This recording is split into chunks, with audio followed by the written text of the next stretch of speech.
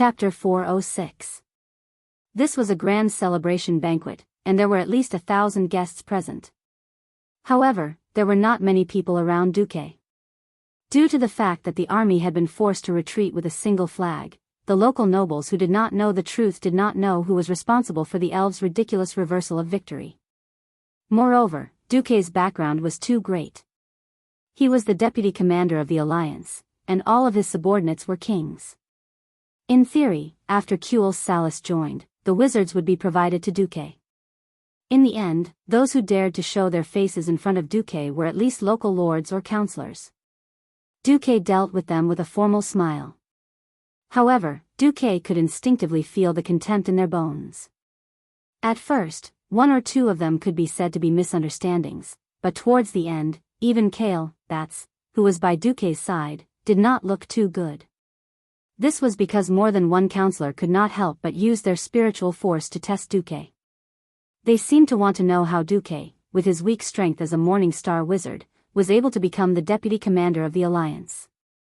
One had to know that unless the elven wizard Shen Xing was of noble birth and had sufficient seniority, he would not even be able to become a counselor in the Silver Moon Council. Every person who made a move had their claws chopped off by Duque. It was like rock paper scissors. No matter what form of spiritual force you used, Duque could find a way to counter it in less than 1/10 of a second. Only then did they start to look seriously at Duque, who was too young from the perspective of humans and elves. Duque's focus was on Aurelia. With the help of the system elf's voice filter and amplification, Duque could hear what the elves around Aurelia were saying. "Niece Aurelia, I heard that you're going to serve that human lord. Are you going to get a title? Have you decided where your fief is? Sister Aurelia, are you going to marry the deputy commander of the alliance? I'm so jealous of you." After listening for a while, Duque finally understood. This was a group of middle and low-level elven nobles, and they were somewhat related to the Windrunner family. He was different from those high and mighty upper-class nobles who flaunted themselves at their own cost. The nobles with fiefs in the southern part of the Long Song Forest suffered the most this time. The forest, which had not changed for thousands of years, was burned down, and a large number of people were killed. It seemed that the royal family and the parliament members, who had also suffered heavy losses, did not intend to support these poor people. The bitter days ahead were predictable. Wuxia Chronicles was also situated in an awkward location. It occupied the northernmost part of the continent, and bordered the continent's most powerful human kingdom, Lordaeron, in the south. There was no room for expansion at all. If they couldn't survive, the hearts of the people would naturally change. They tried their luck and came to Illyria to find out what was going on. Aurelia was embarrassed. In fact, it was only a few days ago that she decided to follow Duque. She didn't know what position she would get after the so-called transfer, and whether she would get a title or not. Of course, she knew that Duque would not give them the cold shoulder. It was just that she was too busy these days, and that thing happened. Seeing Aurelia stunned, the expressions of these relatives were different. Some were curious, some were expectant, some were smirking, some were perfunctory, some were meaningful. Most of them were pessimistic. In the human world, there had never been a precedent of giving a title to a foreign race. They should be tricked into selling their lives for the humans, right? At this time, Duque came over. When he was still a dozen steps away, Duque said with a smile, "Oh, my countess, you are here." Countess? This distinguished title belonged to Aurelia? No matter what country, a person who could get to the rank of countess could never be called a small noble. At this time, a female elf asked half-jokingly, "Honorable Grand Duke Marcus, Aurelia is our Windrunner family's most beautiful and powerful ranger general, you can't look down on her. Don't tell us that Aurelia can't even get a piece of land. How is that possible? Aurelia is the most important person to me." Duque did not hesitate. In front of these long-eared elves, he took out a certificate of land. On it was an autograph of King Lang and the royal family's fire seal. Seeing that Duque's theoretical fief was so huge, all the elves were shocked. "Well, as you wish. By the way, let me tell you, my Countess of East Elven Forest fief is here."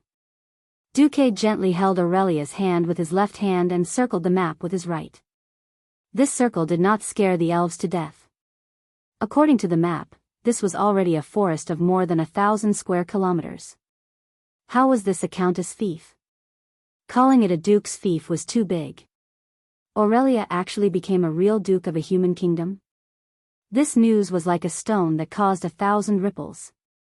If they did not know that the old territories of Stormwind were still in a state of collapse, the elves would probably be in an uproar. However, this was also hope. Duque came quietly and left quietly, leaving behind a group of even more eager Windrunner relatives.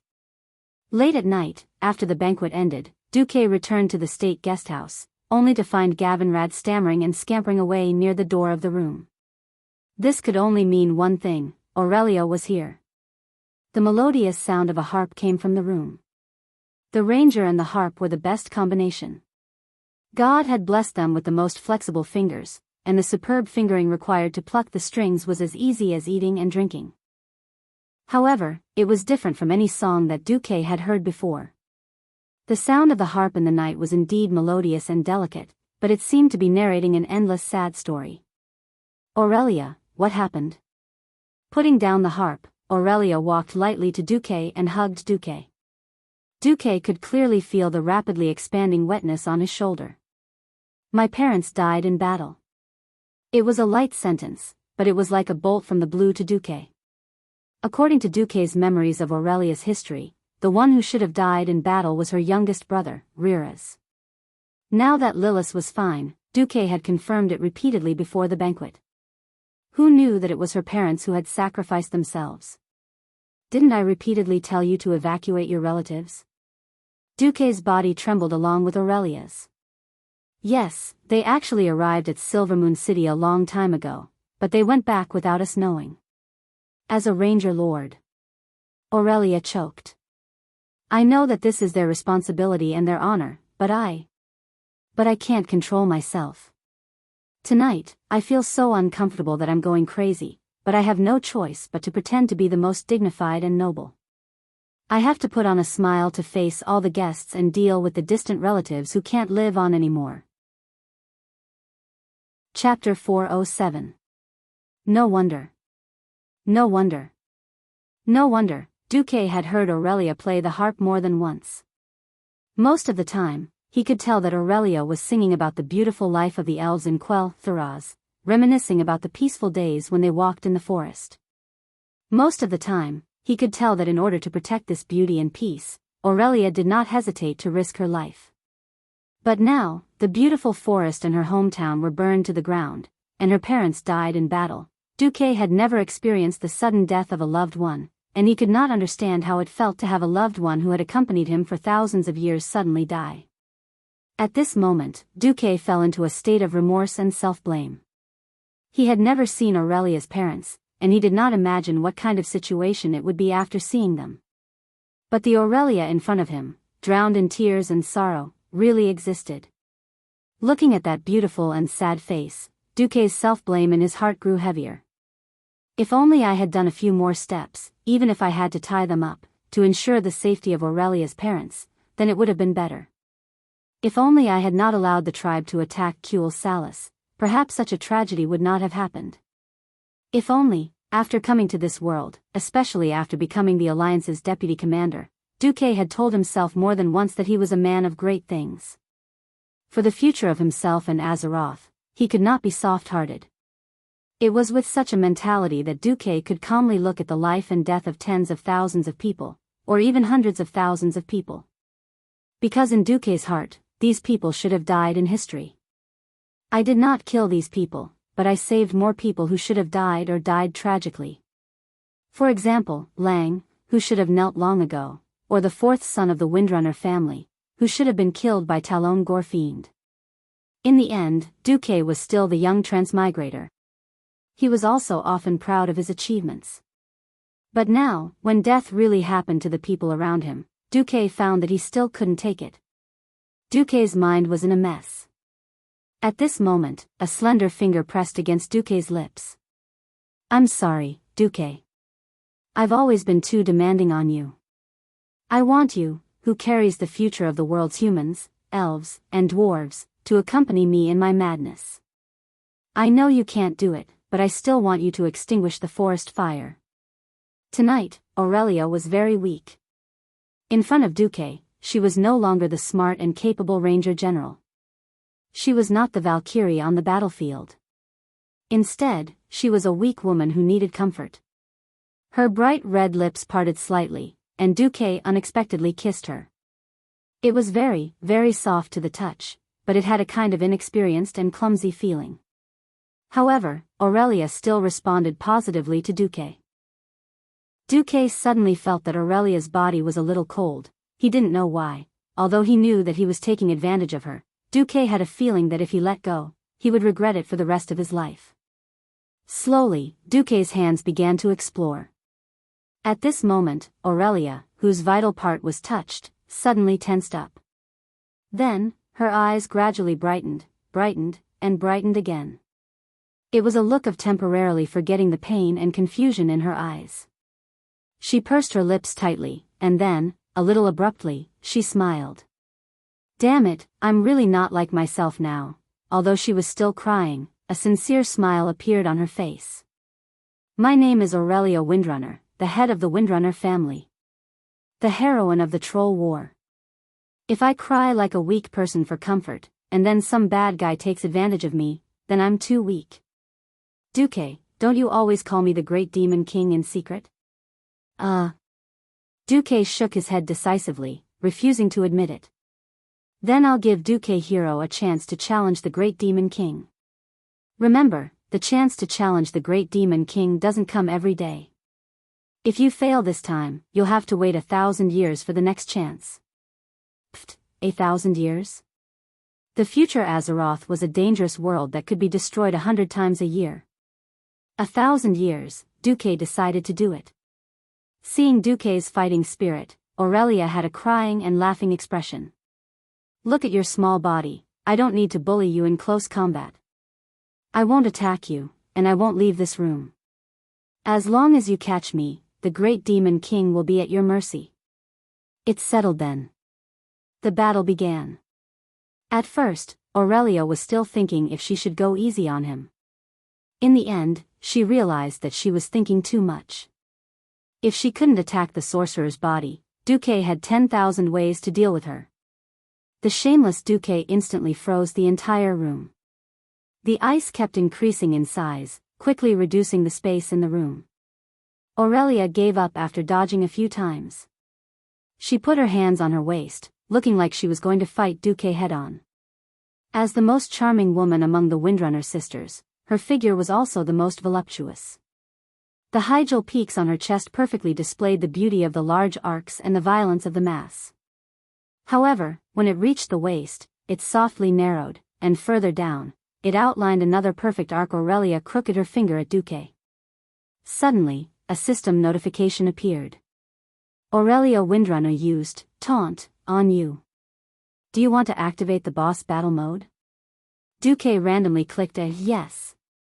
The host has transformed and temporarily switched to a warrior. You used charge on Aurelia. You received 10 rage points. Aurelia is trying to use her strength to suppress you. You used armor break on Aurelia. Even though Duque had only played as a warrior for a few days before he transmigrated, he knew that a warrior could quickly establish aggro on a boss and make the boss only attack them. You used armor break on Aurelia.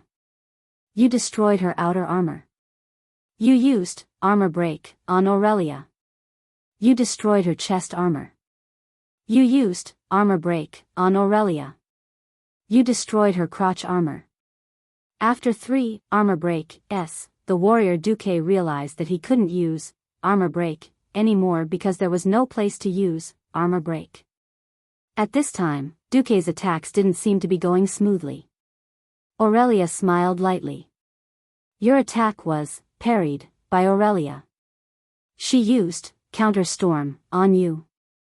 Your armor value has already fallen to a dog. At this time, Duque shouted in his heart, Hey, system elf, is there any way to increase my strength? I want to crush this woman. Host, you can try to use the magic circuit to control your body, but this will. Duque didn't hesitate for even half a second and did as he was told. Suddenly, Duque realized that his strength was completely above Aurelia's. Faced with Duque, who suddenly took the wrong medicine, Aurelia's expression changed greatly and she hurriedly tried to retreat. The boss Aurelia is trying to escape. Do you want to give chase? The system elf asked considerately. Nonsense. Of course I want to give chase. However, I really haven't seen such a stupid boss. She actually exposed her back. The next moment, Duque temporarily changed his profession to thief. He directly locked Aurelia's waist and used the thief's godly skill, backstab, on Aurelia. The system notification came again. Congratulations, you have obtained the first blood of the great demon King Aurelia. Ah. Duque, you be *****. Aurelia scolded. Duque used his temporarily obtained strength to completely suppress Aurelia. He directly used 998 consecutive backstab on Aurelia. Chapter 408. This was a touching battle between the hero and the Demon King. At the end of the battle, the great Demon King cried. She told all her grievances, sadness, and unhappiness to the brave man who had conquered her. Then, there was the inexplicable battle between the hero and the Demon King. Until she was exhausted, the sun shone into the room. The ice around the room was like a prism, reflecting the light of dawn. As if waking up from a hangover, Aurelia pushed away the thing that was pressing down on her and making it hard for her to breathe. She looked into the distance. The room was sealed in ice. Surprisingly, there was not much cold air leaking out of the ice, indicating that the owner still had good control over the ice. Not only that, Aurelia also sensed that there were several air vents at the top of the room to prevent the person inside from suffocating to death. Looking outside through the thin ice wall, all the scenery was hazy and beautiful. Aurelia felt like she was dreaming. She forgot all her sorrow and unhappiness and was immersed in the beautiful dream of a human named Duque. Huh? Duque. Aurelia dug her fingers into her long blonde hair. Only now did she suddenly realize what had happened last night. She finally found the thing that she had pushed away and thrown to the side of the bed. Damn! Duque, what happened to you? Aurelia screamed. Duque's whole body was stiff, like a corpse that had been dead for a long time. Only his shifty eyes, which were rolling around bitterly, could see that he was still alive. Aurelia suddenly found that there were a few lines of words written with arcane energy in the air. It was written in the common language. Last night, I went overboard. In order to gain power, I used the magic circuit to strengthen my body. Now my whole body hurts. Pfft. Aurelia burst out laughing. She even forgot to cover her beautiful body and let the Hyjal peaks tremble. Duque was so excited that his eyes were wide open.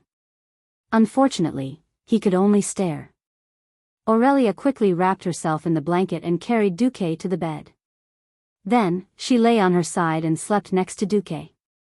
She gently drew circles on Duque's chest with her index finger. Of course, it was not a curse, but something to do. I'm sorry, Duque. I've completely lost my rationality these days. I use my personal relationship to force you to do all kinds of irrational things. During this period, I only remember that you are the only person who can help quell the loss, but I forgot that you are also the deputy commander of the Alliance and the Grand Duke of Stormwind City. You also shoulder the future of humanity and the future of the Stormwind Kingdom. Duque typed with arcane energy. It's okay. Helping the Elven allies is still the general direction of the Alliance, so my subordinates, my friends, and the other kings still support me. Aurelia lowered her head. This is different. If I'm wrong, I'm wrong. If I go too far, I go too far. I will deeply reflect on myself. However, I have become very, very hateful of the Horde. I think I will eagerly participate in the war between the Alliance and the Horde until I kill all the Horde and kick those hateful green-skinned people back to their planet. On this point, we are in agreement. Only a Horde whose bones are burned clean after death is a good Horde. Duque continued typing. Then, the air rippled with silence. That's right, we. Duke typed an ellipsis in the air, as if he hadn't had enough. Aurelia let out a pleasant laugh like a proud phoenix. Tisk, little guy. You only overthrew the great demon king once, and you want to claim that you conquered the great demon king? You want to marry me? You want the great demon king to be your woman? Kid, you are still too young. I'm a windrunner. I'm the symbol of the wind. Have you ever seen the wind stay in a certain harbor? You want to have me in the future? Sure. Wait until I'm in a good mood, otherwise, Aurelia let out a triumphant laugh. Duque realized that he was still taking things for granted. What happened to the saying that if you marry a chicken, follow the chicken, and if you marry a dog, follow the dog? But on second thought, this was Aurelia Windrunner, the heroine who was qualified to have a statue in Stormwind City's King's Valley in history. If she was like those weak young ladies, she wouldn't be Aurelia, but some unknown and tragic noble daughter. Duque felt relieved. But he suddenly found that Aurelia had pulled down the blanket, once again showing her infinite beauty, and a naughty smile. You little brat, you cheated and used magic to bully the great demon king last night, didn't you? Now, the great demon king you speak of is going to counterattack. With that, Duque immediately felt a terrifying pressure, as if a mountain was pressing down on him. It was as long as 3 seconds. Aurelia was actually also an idiot. Duque had gone overboard, but so had she. It was as if she wanted the pain in her body to surpass the pain in her heart. She fought with all her might last night, but now she was in excruciating pain. She just wanted to bully Duque, but the moment she touched him, she rolled on the bed in pain. In the end, the two of them stared at each other until the sun was high up in the sky before they recovered. They tidied up their clothes in embarrassment, like prisoners going to the execution ground, facing the gazes outside. The only good thing was that there weren't many people outside, just 2. One was the little handmaiden Vanessa, who was expressionless on the surface and looked at Duque as if she was looking at a villain, with disdain in her eyes. The other was Alicia, who was elegantly sipping the best black tea while waiting for Duque.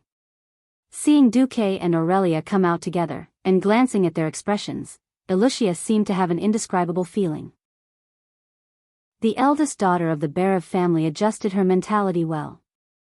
She was still the dignified and generous Alicia, Duque's female disciple and spokesperson at this moment. Alicia first bowed to Aurelia with the etiquette of a hostess, and then briefly explained what happened in the morning. Prince Kale, that's came to see you this morning, master. I politely declined him on the grounds that you were using magic to communicate with the kings overnight for a war conference. In addition, there were 7 counselors who left visiting invitations and gifts, which I have temporarily put away for you. Finally, General Windsor wishes to receive your next instructions. Duque pondered for a moment. It is also time for us to leave Kuel Salis.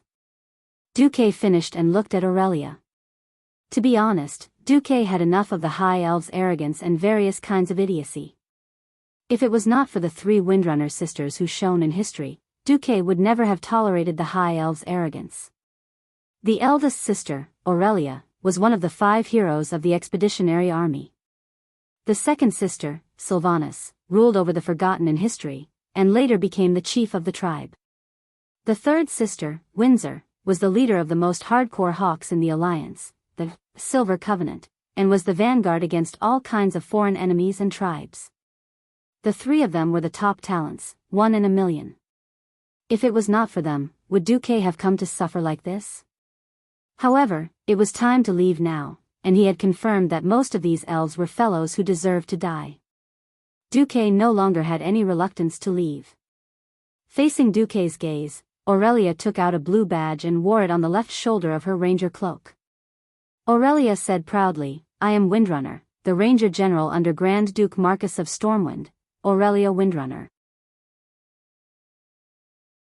Chapter 409. The intensity of the war at the Dark Portal in the past 2 years was unprecedented. Although the commanders could see the decline of the Horde, on several battlefields, the alliance that was on the defensive seemed to be in danger. The bronze-bearded dwarves of the southernmost iron furnace fort, Kilrog Deadeye of the Bloodring clan, had changed his strategy. He began to use iron from the iron mines to forge armors for the unworthy laborers in the eyes of the tribe. He completely armed them and used the method of exchanging lives for the bronze-bearded dwarves. In the southeast of Lordaeron, the Arthi Highlands had almost completely fallen. The Torrent Castle looked like it could fall at any time. The Horde transferred a large number of new warriors and laborers through the dark portal. Rend Blackhand was smart for once. He gave up on attacking the Torrent Castle and let the laborers dig into the mountain. The Torrent Castle was located on the largest hill of the Arthi Highlands. Except for a few places, most of the mountain roads to the Torrent Castle were more than 45 degrees. It was easy to defend and hard to attack. But digging into the mountain hit the Torrent Castle's weak spot. Without the support of the earth, the ground outside the Torrent Castle began to collapse. The sinking ground spread in all directions, and the houses overturned. A large amount of debris poured down to the foot of the mountain. The only good thing was that the Torrent Castle was the capital of the Arathar Empire. Its defense was the best in the entire continent, and even in the world. From inside to outside, there were a total of 5 walls. Even if the outermost wall collapsed, there were still 4 walls. At this rate, the Torrent Castle could still hold on for about half a year. Located between the Arthi Highlands and the Hillsbrad Hills, the Horde's offensive was very fierce. Regardless of the quality of the soldiers, the Horde had brought more than 200,000 people. Under the continuous attacks of all kinds of newly built thick and hard siege weapons, General Abendis of Lordaeron could not hold on. Now, it was the allied forces of Lordaeron, Stormwind, and Alterac who were guarding the Torrent Castle. Further north, near the holy city of Stratholme, Duque was at the northern watchtower. Now, the northern fortress was facing an unknown number of Horde. Duque was not sure if Orgrim's main force was in front of him. But Duque could not do anything about it. This was because the Horde's army was in Zulv Moshar, which had always been the territory of the Mossflayer trolls. No one knew how Orgrim managed to convince the remaining Mossflayer trolls to join the Horde. In any case, there were trolls, ogres, Goran, who was known as the Great Ogre, and a large number of Red Dragon Knights. A large number of elite troops of the tribe were there. Even if Duque launched a tentative attack, he would still suffer heavy losses. Duke told Kudrin to do a reconnaissance flight, but it turned into a large-scale aerial battle that caused the sky to dim and the earth to dim. The Alliance had lost close to 300 griffins. Of course, the Horde wasn't doing too well either. More than 100 red dragons had been killed. Just like that, on almost all fronts, the Alliance was forced into a passive defensive position. Every day, human lives were disappearing with the momentum of a broken dam. The distress letters from the front line flew to the 2 Alliance commanders like snowflakes. In fact, the war between the Alliance and the Horde was like 2 ferocious beasts tearing each other apart, constantly inflicting wounds on each other. Now, it was not a matter of who could deal the fatal blow to the other, but who could last longer. The last one standing in the duel ring would be the winner. Be it Anduin or Duque, they were both in a terrible state, but they had to appease the kings. Duque did not conjure up the magic lanterns of thousands of troops. In response to King Salas of Stormguard's request for help, Duque made Dai Linjun pay a little bit of money. Through the secret passage near the coast, he sent dozens of 7-pounder cannons that were originally used on warships to Stormguard. These 7-pounder cannons greatly increased the defense of Stormguard. At least against Goran, they were not that weak. As for King Eden of Alterac, Duque looked down on him. Damn it, the Horde has not even reached your borders yet. What do you mean by sending 10 distress letters every day? In fact, Duque also understood that when King Tarinas forced a few lords to bring their weak private soldiers to join Duque, Duque had already completed the defense of the eastern plague lands, in the future. And the further west they went into the densely populated areas, the stronger the defense of the Kingdom of Rotterdam. Unless Orgrim and his 50,000 men could really overcome all the obstacles, it would only be a joke for them to fight their way through the entire eastern and western plague lands and cross thousands of kilometers to reach the Kingdom of Rotterdam, which was located in the center of the Tirisful forest. Of course, Orgrim could also count on Grom to suddenly use the trapped horde to break through the main force of the Kingdom of Rotterdam along the northern line of defense of the Silver Pine Forest. On the March map, no one could imagine how the horde would reach the Kingdom of Rotterdam. But there was actually a third way. That was to return to the hinterlands, go west through the Poison Fog Canyon and Icewind Mound, cross the Alterac Mountains, and reach the Kingdom of Rotterdam. Looking at this route, Duque was in a daze for a long time. In the end, he called Alusia over and handed her a letter that he had already written. Bring this letter to your father in Cair Darrow. Gavin Rad will accompany you. Remember, you are now the adjutant of the Alliance's deputy commander. If you are detained, if necessary, I will personally lead the army to get you back. Alusia was completely dumbfounded. What did Duke mean by this? Duke pulled Alusia over and whispered a few words into her ear. For the first time in her life, the eldest daughter of the Bara family, who had always looked calm and collected in the face of danger, fell into the deepest fear. Don't worry. Since I have foreseen it, this is just an insurance. Insurance. Alusia's lips were still pale. Yes. Don't worry. If it really happens, I have a way to turn the situation around. July 13th, Year 2 of the Dark Portal. Near Icewind Mound, the Horde's great chief Orgrim led his guards down a small mountain path towards a small valley below. It was late at night, a time when most people were already asleep. Orgrim also hated the lack of sleep. It made him seem irritable and not clear-headed. Unfortunately, there was an urgent matter waiting for him. Two tall and slender silhouettes appeared in front of Orgrim, causing his guards to jump in fright. He immediately realized that they were the troll scouts he had sent out. When it came to scouting, the agile trolls were obviously better than the clumsy and crude orcs. Therefore, when Orgrim found out that there was another group of trolls in Mos Azul who were unwilling to follow Zujin, and that they could be recruited with some food, Orgrim did not hesitate to recruit more than 1,000 Mossflayer trolls. Great Chief, we found the target, the troll scout said.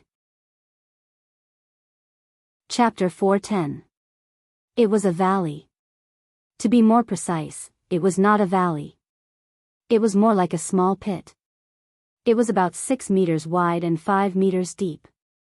It was surrounded by cliffs and rocks, forming a perfect shelter. That was probably the reason why they chose to meet here. Orgrim and his two most trusted and powerful guards were hiding at the edge of the pit.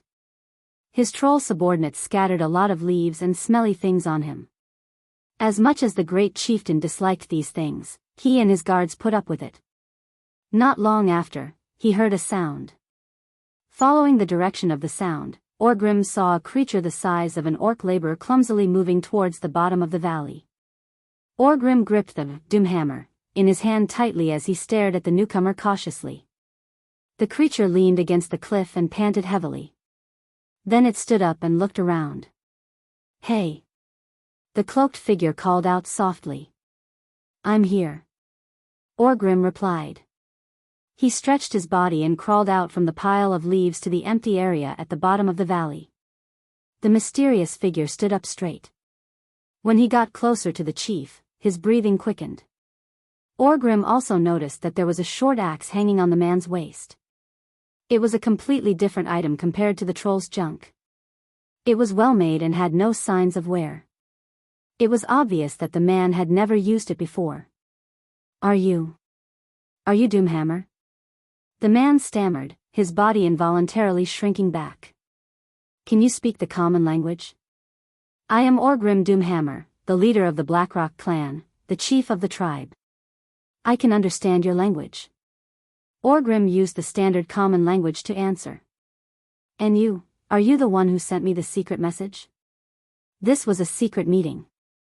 In theory, no third party would know about it. Unfortunately, this so-called theory was as clear as a lighthouse in the dark to a certain shameless transmigrator. In the hastily built northern fortress, Duque was sitting in the highest room in the highest tower. People in this era did not have the concept of ventilation. Duque only felt comfortable when he was at a high place.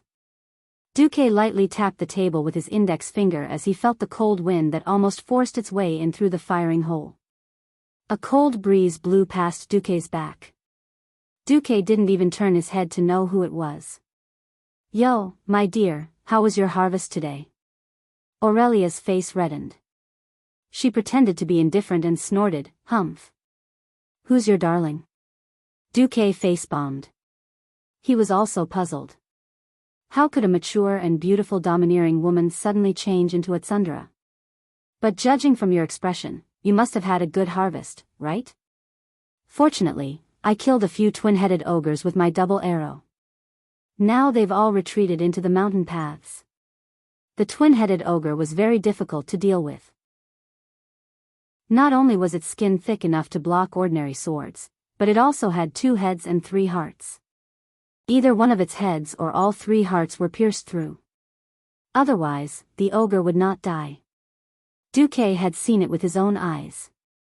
An ogre whose chest had been pierced by 2 crossbow bolts struggled to use a large wooden stick to break the crossbow bolts that were as thick as a human's arm. It got up and charged towards the humans for hundreds of meters before it was surrounded by a large group of soldiers with steel pikes. It was stabbed dozens of times before it died. Only someone like Aurelia, who had stepped into the realm of heroes, could deal with the twin-headed ogre easily. "Good job, kill more of them. It'll be much easier for us in the future." "Humph. It's your fault for not letting us in." Duque laughed. "I'm just afraid that you guys will kill them all too quickly. Then I won't be able to ask Terinas for more troops." Duque's way of doing things was a bit like raising bandits to protect himself. It was because of the threat of the horde that Duque and Terinas were able to force the lords of the eastern part of Lordaeron to pay up. These bastards knew that the Silver Pine Forest was under threat, but they were still slacking off. They didn't want to pay up, but they didn't want to. Now that the tribe was almost at their doorstep, these people panicked and hurriedly conscripted soldiers and paid up. Duque had all the manpower and money he wanted. Unfortunately, these lords were too late in mobilizing. They had gathered more than 40,000 people, but Duque found that only 1,000 of them were professional soldiers, less than 5,000 were militia who had received basic military training, and the remaining 30,000 were all farmers who had just washed their feet in the fields. The only good thing was that Lordaeron was so damn rich that they gave them 50,000 sets of armor and swords without any hesitation. These days, Duque had sent almost all of his subordinates who knew how to train soldiers to train these farmers. Aurelia didn't care either. She, her sisters, and more than 500 elven rangers slaughtered Zumashar's tribe every day. They only retreated when the horde sent out their wyverns. Hearing Duque say that he was afraid that they would wipe out the entire tribe, Aurelia couldn't take it anymore. "Hey, aren't there more than 50,000 horde's main force inside? Orgrim ran away long ago. There's nothing inside except for less than 3,000 elites." "Huh?" Aurelia exclaimed, and then her expression turned serious. "Then why don't you go after the horde?" "It's not that I don't want to go, but I don't want to." Duque took out a very official letter. Aurelia glanced at it. "Your Majesty Eden thinks that Alterac is not threatened by the Horde's army and refuses to let the Alliance in? The main force of the Horde is in Alterac?" The female ranger was instantly agitated. "What the hell? Why won't Eden let us in? Is he an idiot? Is he as arrogant as those damned Silver Moon counselors? How can a small mountain kingdom be so arrogant?" Duque didn't say anything. He just opened a few magic images for Aurelia. When Illyria saw this, she immediately covered her mouth and cried out, "How tragic, yes, very tragic." These images showed the tragic situation in various parts of Lordaeron. The desolate land was dead silent. The land was an intoxicating green, but there were no signs of birds or beasts. On the image was a huge human town. Now, a large number of scavengers were gathering. Vultures, crows, wild dogs, maggots. There wasn't a single intact wall in the huge town, let alone a roof. The corpses of Alliance warriors were nailed to the walls with crude spears. Judging from their armor, they had all died in a fierce battle. But their corpses were desecrated. It was obvious that the Horde beast men had nailed them after they died. Chapter 411. In another scene, it was the once beautiful silver pine forest. All the trees had either been burned or chopped down to the last. Between the two huge camps, there was a dead, uninhabited area for more than 5 kilometers. The earth was completely scorched, and so were the corpses. There were rarely any corpses on the battlefield that weren't black. The fire burned almost everything. Any corpses that weren't collected on the same day would be burnt in the battle the next day. Almost everything was burned by the fire. Any corpses that weren't collected on the same day would be burnt in the battle the next day. Aurelia couldn't take it anymore. You're just going to leave your compatriots' corpses in the wilderness? Many times, the tribes attacked the farmers who collected the corpses, and even the ogres ate the farmers alive. Aurelia was disgusted. Apart from the Dalajan and Alterac, almost all the countries in the alliance have been affected by the war. Every country has suffered great losses. Because of the conscription, a lot of land is unfarmed. It's not hard to imagine that the coming winter will be terrible. The elf's long eyebrows drooped. Then, what happened to our people? Duque was satisfied that the beautiful elf used the word our. He waved his hand. Come here. Let's talk. I'm warning you, you're not allowed to freeze the road, Illyria added with a lingering fear. Duque was a little embarrassed. As long as you don't run away. Ever since that night in the state guest house, Aurelia seemed to have a shadow in her heart. She refused to let Duque follow her, and whenever Duque made a move, she would run away quickly. Promise me first. Aurelia emphasized. Okay, I won't force you. Duque made a gesture of surrender. Only then did Aurelia sit down. Duque said in a low voice, actually, the situation in Stormwind is better than in most countries. Huh? Aurelia found it odd. Duque pointed at the map and said, the Hillsbrad Hills are one of the few areas that have not been affected by the war. Even though we have more than 600,000 refugees here, after we turn all the grasslands into fertile fields, we can basically have 80% of us become self-sufficient. Aurelia was about to ask what to do with the remaining 20%, but she suddenly realized that Duque was pointing at the western wilderness of the old Stormwind territory. Here? Yes, this is the place. Duque smiled mysteriously. The beast men are a hunting race. They like to eat meat. On their planet, there are many huge and extremely large prey. Usually, one is enough to feed hundreds of people for a few days. Therefore, in their eyes, only lands with large amounts of wild prey were good territories. The western wilderness is too barren for them. When Duque said this, Aurelia couldn't help but burst into laughter. She had been to the western wilderness. Other than having more small monsters such as gnolls and wild wolves, the open plains were definitely the best place for humans to farm. The Horde prefers the elven forest, so when I asked my subordinate Edwin Van Cleef to build a base behind the enemy lines, he forbade everyone from going near the elven forest to farm. A large number of sentries and warning systems were set up 100 kilometers away from the forest. The area 200 kilometers away from the forest up to the sea is the planting area. Duque took out a report and said, this is the list of summer grain harvests. It's a pretty good result, enough for 600,000 people to eat for a year. Aurelia's beautiful eyes sparkled. Farming under the eyes of the beast men, Duque had thought of it and even done it.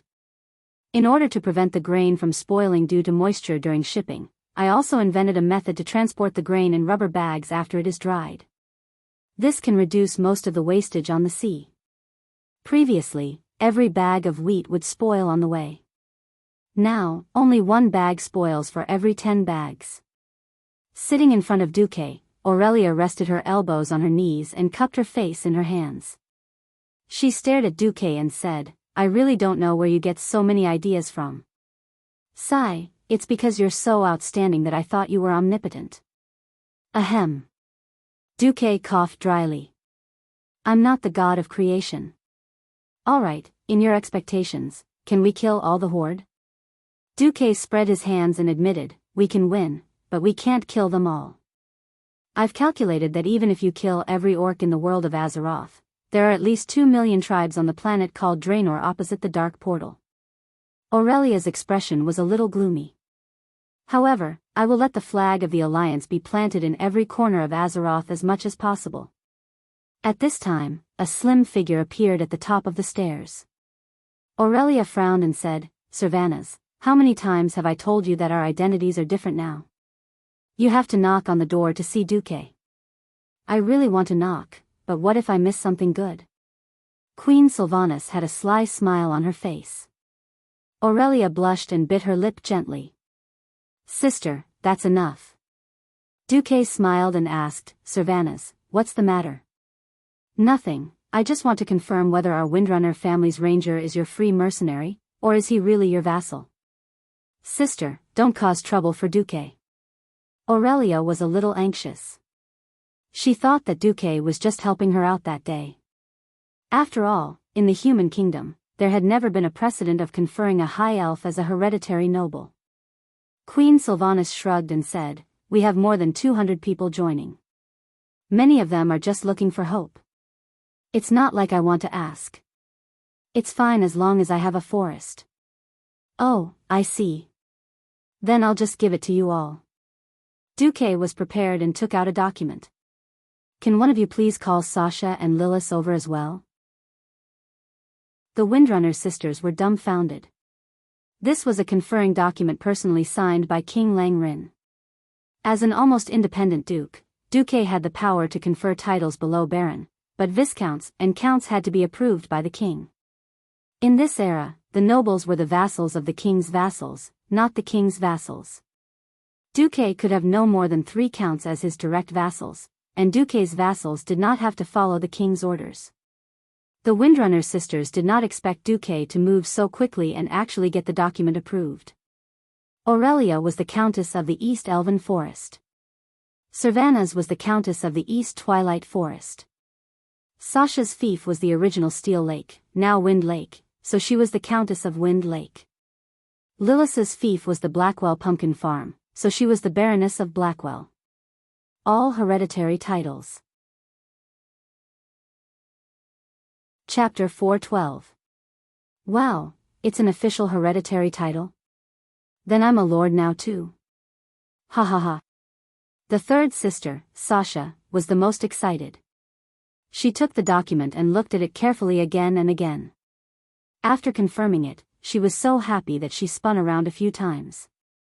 Lilith accepted it calmly and then bowed to Duque. Sylvanas put her hands on her hips and pouted. Duque, you're so bad. You always give us land that's still under the control of the orcs. I can't help it. The Horde's goal is to conquer the entire planet. If we don't defeat the Horde, no one in the Alliance will have a good time. The only thing I still have in my hands is Karazhan. How about I split it into a few layers for you? Duke looked helpless. Humph. I wouldn't want that creepy wizard tower even if you gave it to me. Sylvanas didn't have any bad intentions. She was just complaining. If you don't want your land, then give it back to me. Duque purposely provoked Queen Sylvanas. Sylvanas stuck out her tongue. I'm not doing it. If I really give it back to you, won't I have to work for you for nothing?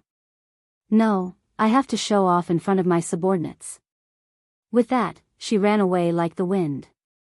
Wait, I'll go too. Sasha didn't want to be left behind and ran away too. Lilith silently bowed to Duque again and then left the tower with small steps.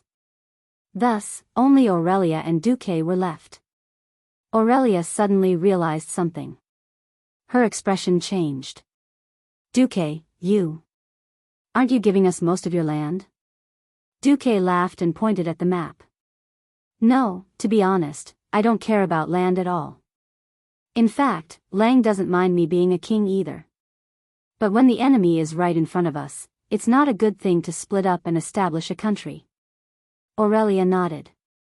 The strength of the various countries had already been weakened badly enough. If they still established a country and divided the manpower and resources of the various countries, they would be the sinners of humanity and even the entire alliance. Actually, Duque was ridiculing in his heart. The Burning Legion's invasion is almost certain. Do you think I'll just casually establish a country and court death? However, it's impossible for my territory to be so small. Duque pointed at the bottom right corner of the southern continent map of the Eastern Kingdom, where the Horde's base camp, the Swamp of Sorrows, and the newly renamed Blasted Land were marked. If we can successfully drive the Horde back to their homeland, but we can't destroy the Dark Portal, then there will be a problem. Who will guard the Dark Portal? The two of them had an answer in their hearts. It was definitely the Alliance, and it was most likely someone from Stormwind. It's either me or Lothar who's guarding this place. With the strange magical properties of the Dark Portal, I'm the only one in command. In exchange, Lang will definitely allow me to link my territory together. Duque drew a big circle with his right index finger. On the original foundation, he added the Redridge Mountain, the conquered Swamp of Sorrows, and the northern part of the Blasted Land. Although Duque's territory was larger than many of the territories of the kings in the Alliance, Aurelia could tell at a glance that this was a hard job. This meant that if the Horde were to make any trouble, the one to bear the brunt would be Duque. At this moment, Aurelia looked at Duque as if she was looking at a saint. Duque, you're so great. With great power comes great responsibility. For the happiness of our descendants, we can only take on more responsibilities. Duque deliberately used the moral integrity of a Mediv. At this moment, Duque was a saint. Duque was the savior. For a moment, Duque was almost moved by himself. But, wait. Our children and grandchildren? No wonder you're a hereditary count. You've never intended to give up your title and territory. Sweat. Sweat. Waterfall of sweat. Super sweat. This was why it was bad for a woman to be too smart. One of the reasons why Duque was so generous with his land was that he didn't want the fertile water to flow into other people's fields. Perhaps, if he had a child with Aurelia, wouldn't the future lord be surnamed Du? Now, it was seen through. No, I really didn't think that much. I'm just thinking of your people. Sometimes, an explanation was a cover-up was a lie, and a lie was a conspiracy. Great. Don't tell me you want to make a move on my sisters. Are you itching for a beating? You haven't even taken care of me, the great demon king, and you're thinking so much. Wait.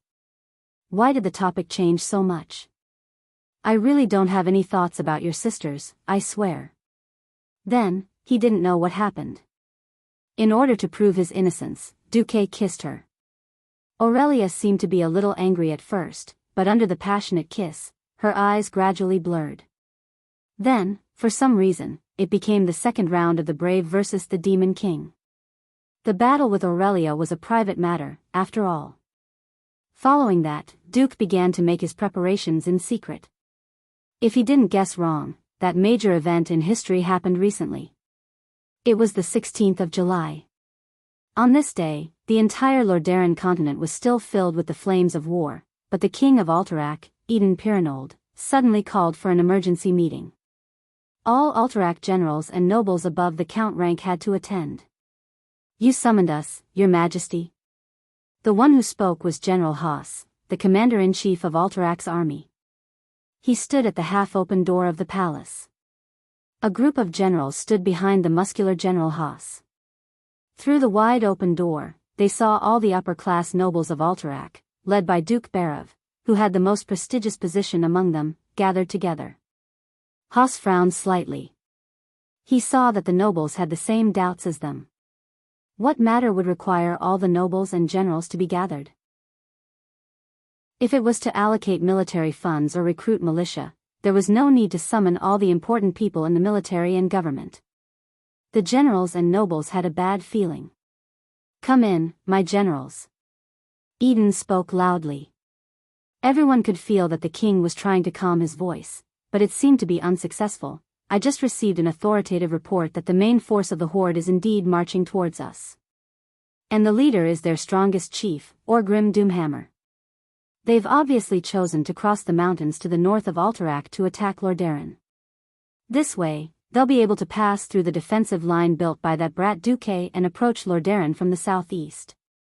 Everyone immediately turned their attention to the huge map hanging on the side of the palace. It was so impressive that it covered the entire wall. Eden's voice sounded again. Now we have two choices. One is to face the invincible main force of 50,000 with less than 5,000 men, and the other is. Chapter 4:13. What was the second choice? When the first choice was made, everyone present realized what the so-called second choice was. Almost every noble and every general's face instantly turned as pale as a dead man's, without the slightest hint of blood. Traitor? How could this be? It wasn't that no one had ever been a traitor before. The blood-sale pirates had done so, but it was later proven that they had been blackmailed. Not only did Deputy Commander Duque prove it, but the blood-sale fleet had also sent over 100,000 beastmen to the bottom of the sea to wash away their shame. Now, their king was hinting for Alterac to surrender, or even worse, seek refuge with the horde. How could this be? General Haas stood up straight, his heavy breathing causing his thick beard to flutter. We are part of the 9 nations of the Alliance. We have sworn to fight against the evil horde with the other nations. Alliance? What can the Alliance do? King Eden waved his arms anxiously. I've sent 15 urgent letters to Lothar for help. Lothar told me every time that the Alliance's frontline in the Silver Pine Forest was unable to transfer more troops, and hoped that Alterac would coordinate with Deputy Commander Marcus. At this point, every general and noble pricked up their ears. All right, I used the most humble tone to ask for help from that brat who doesn't even have hair on his mouth. Guess how he dealt with me? 10,000 Stormwind soldiers and 10,000 Lordaeron soldiers. Damn it.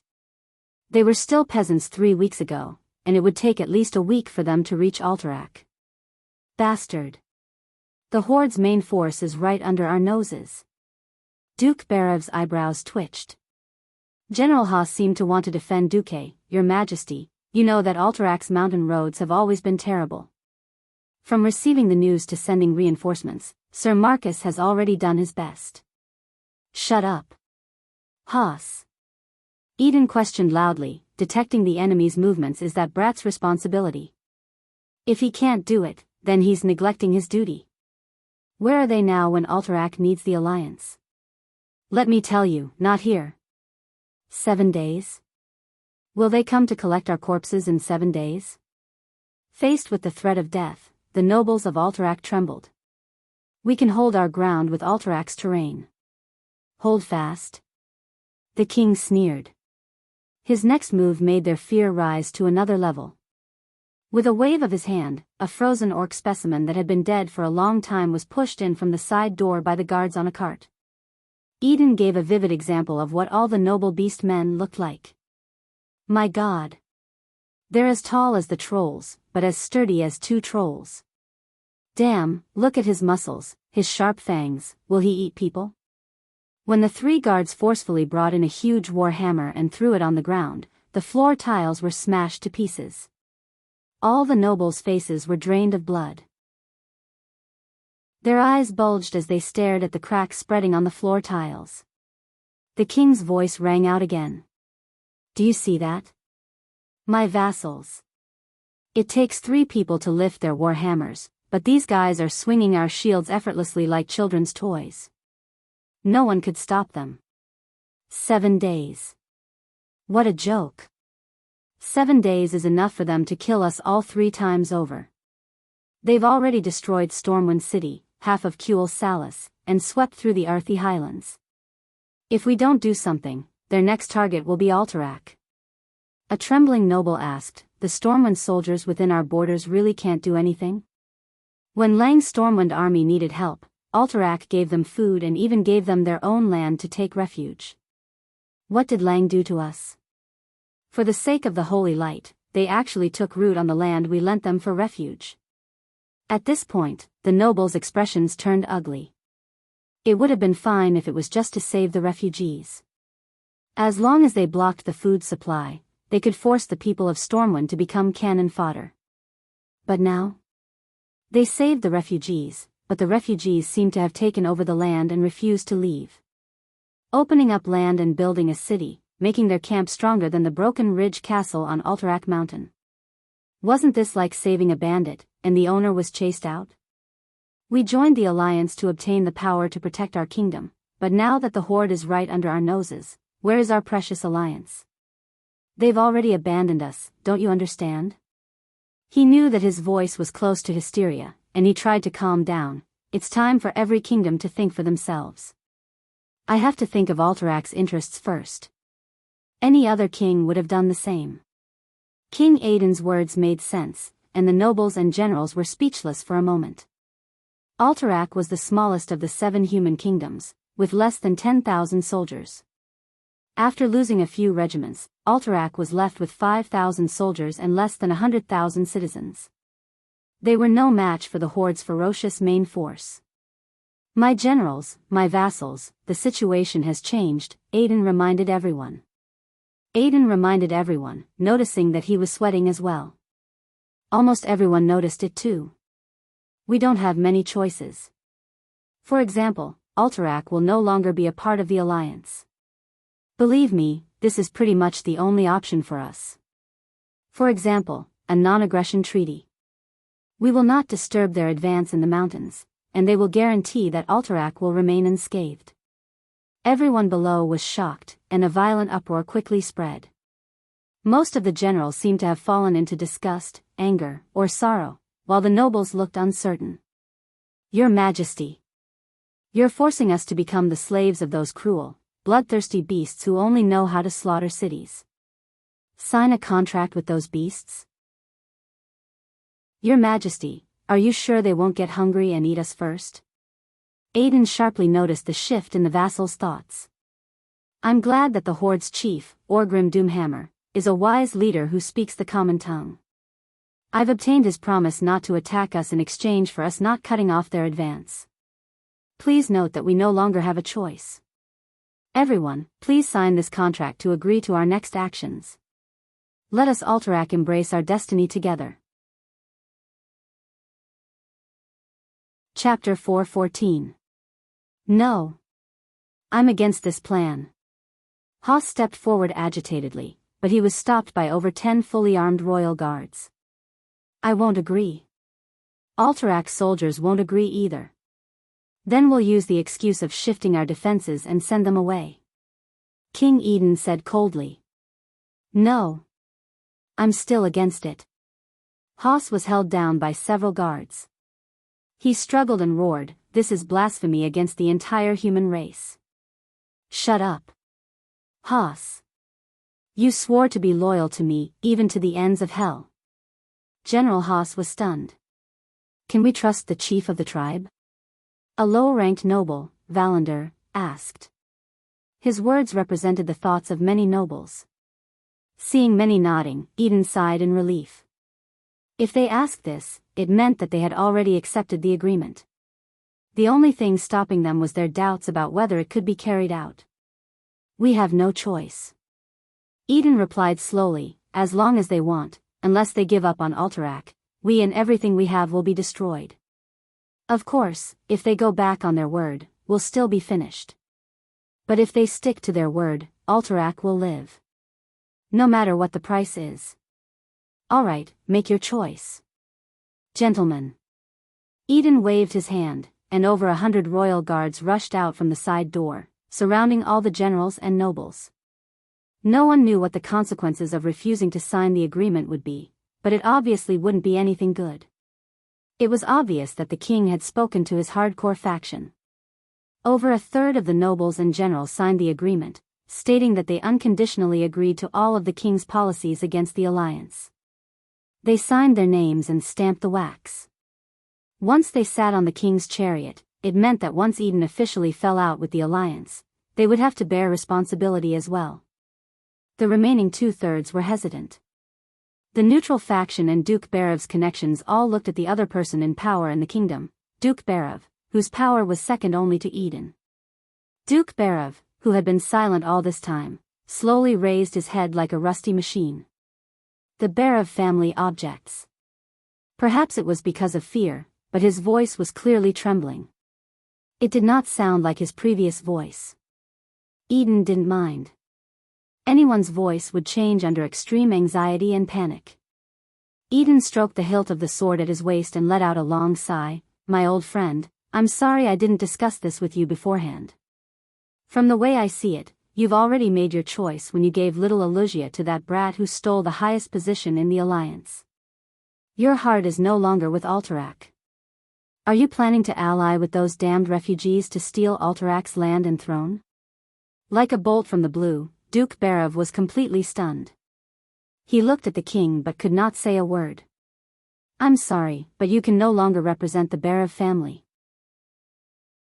The king clapped his hands, and two teenagers appeared from the side hall. Prince Barav stared at him with wide eyes. 15-year-old Wilton Barav and Alex Barav, the only two heirs to the Barav family. Now, they actually went over to the king's party. Wilton grinned hideously. Father, you're old. It's time to hand over the Barav family to us. Alex did not hide her anger at all. Father, you've gone mad. You're trying to hand over the family to Alusia, to that bastard Duque, and you won't even leave the family to us. Prince Barav raised the forefinger of his right hand, and pointed it tremblingly at the emperor. A foul breath stuck in his throat, and he still could not utter a word. The outcome had been decided. Nobles were very particular about bloodlines. No matter how much Duke Barav struggled, he could not escape the shackles of his bloodline. Just as the old duke knelt down, almost all the nobles and generals stepped forward to sign their names and stamp their seals. Prince Barav's two good sons did the same thing, in their father's presence, with great pride. King Eden, who had gained the support of everyone except Haas and the old duke, was obviously in high spirits. He showed everyone his excellent political skills. He showed everyone what it meant to turn the situation around. Everyone, I did not mean to force you. If I had a choice, would not serve those horrible beasts. The contract signed by all of you is just insurance. Insurance. Do you understand? Everyone looked at King Eden in bewilderment. Eden finally showed his best actor talent. In fact, I have already informed Turinas about the Horde's main forces attack. I told him that if he did not have reinforcements, would give up defending and let the Horde charge into Lordaeron. In the end, Turinas sent his last group of court mages and a group of high-grade swordsmen as soon as possible. I'm going to let them destroy the Horde's path. General Haas, who was kneeling on the ground, suddenly looked up. His eyes were full of hope. Your Majesty, you were just lying to us. You're not going to fulfill your promise? That's right. We don't have to fulfill our promise to those despicable beasts. Eden waved his right index finger proudly. No, I've already told Orgrim about the arrival of Lordaeron's reinforcements, including their numbers and types of troops. The entire hall fell into a dead silence. Eden's expression was incomparably cold and cruel. He raised the contract signed by the generals and nobles, let them fight to the death. If Turinas' elites win, I'll burn this contract. No one will believe the evidence provided by those beasts. Many people heaved a sigh of relief when Eden said this. If the Horde is really that strong and kills all of Turinas' elites, then we've done our duty as allies since we informed Orgrim.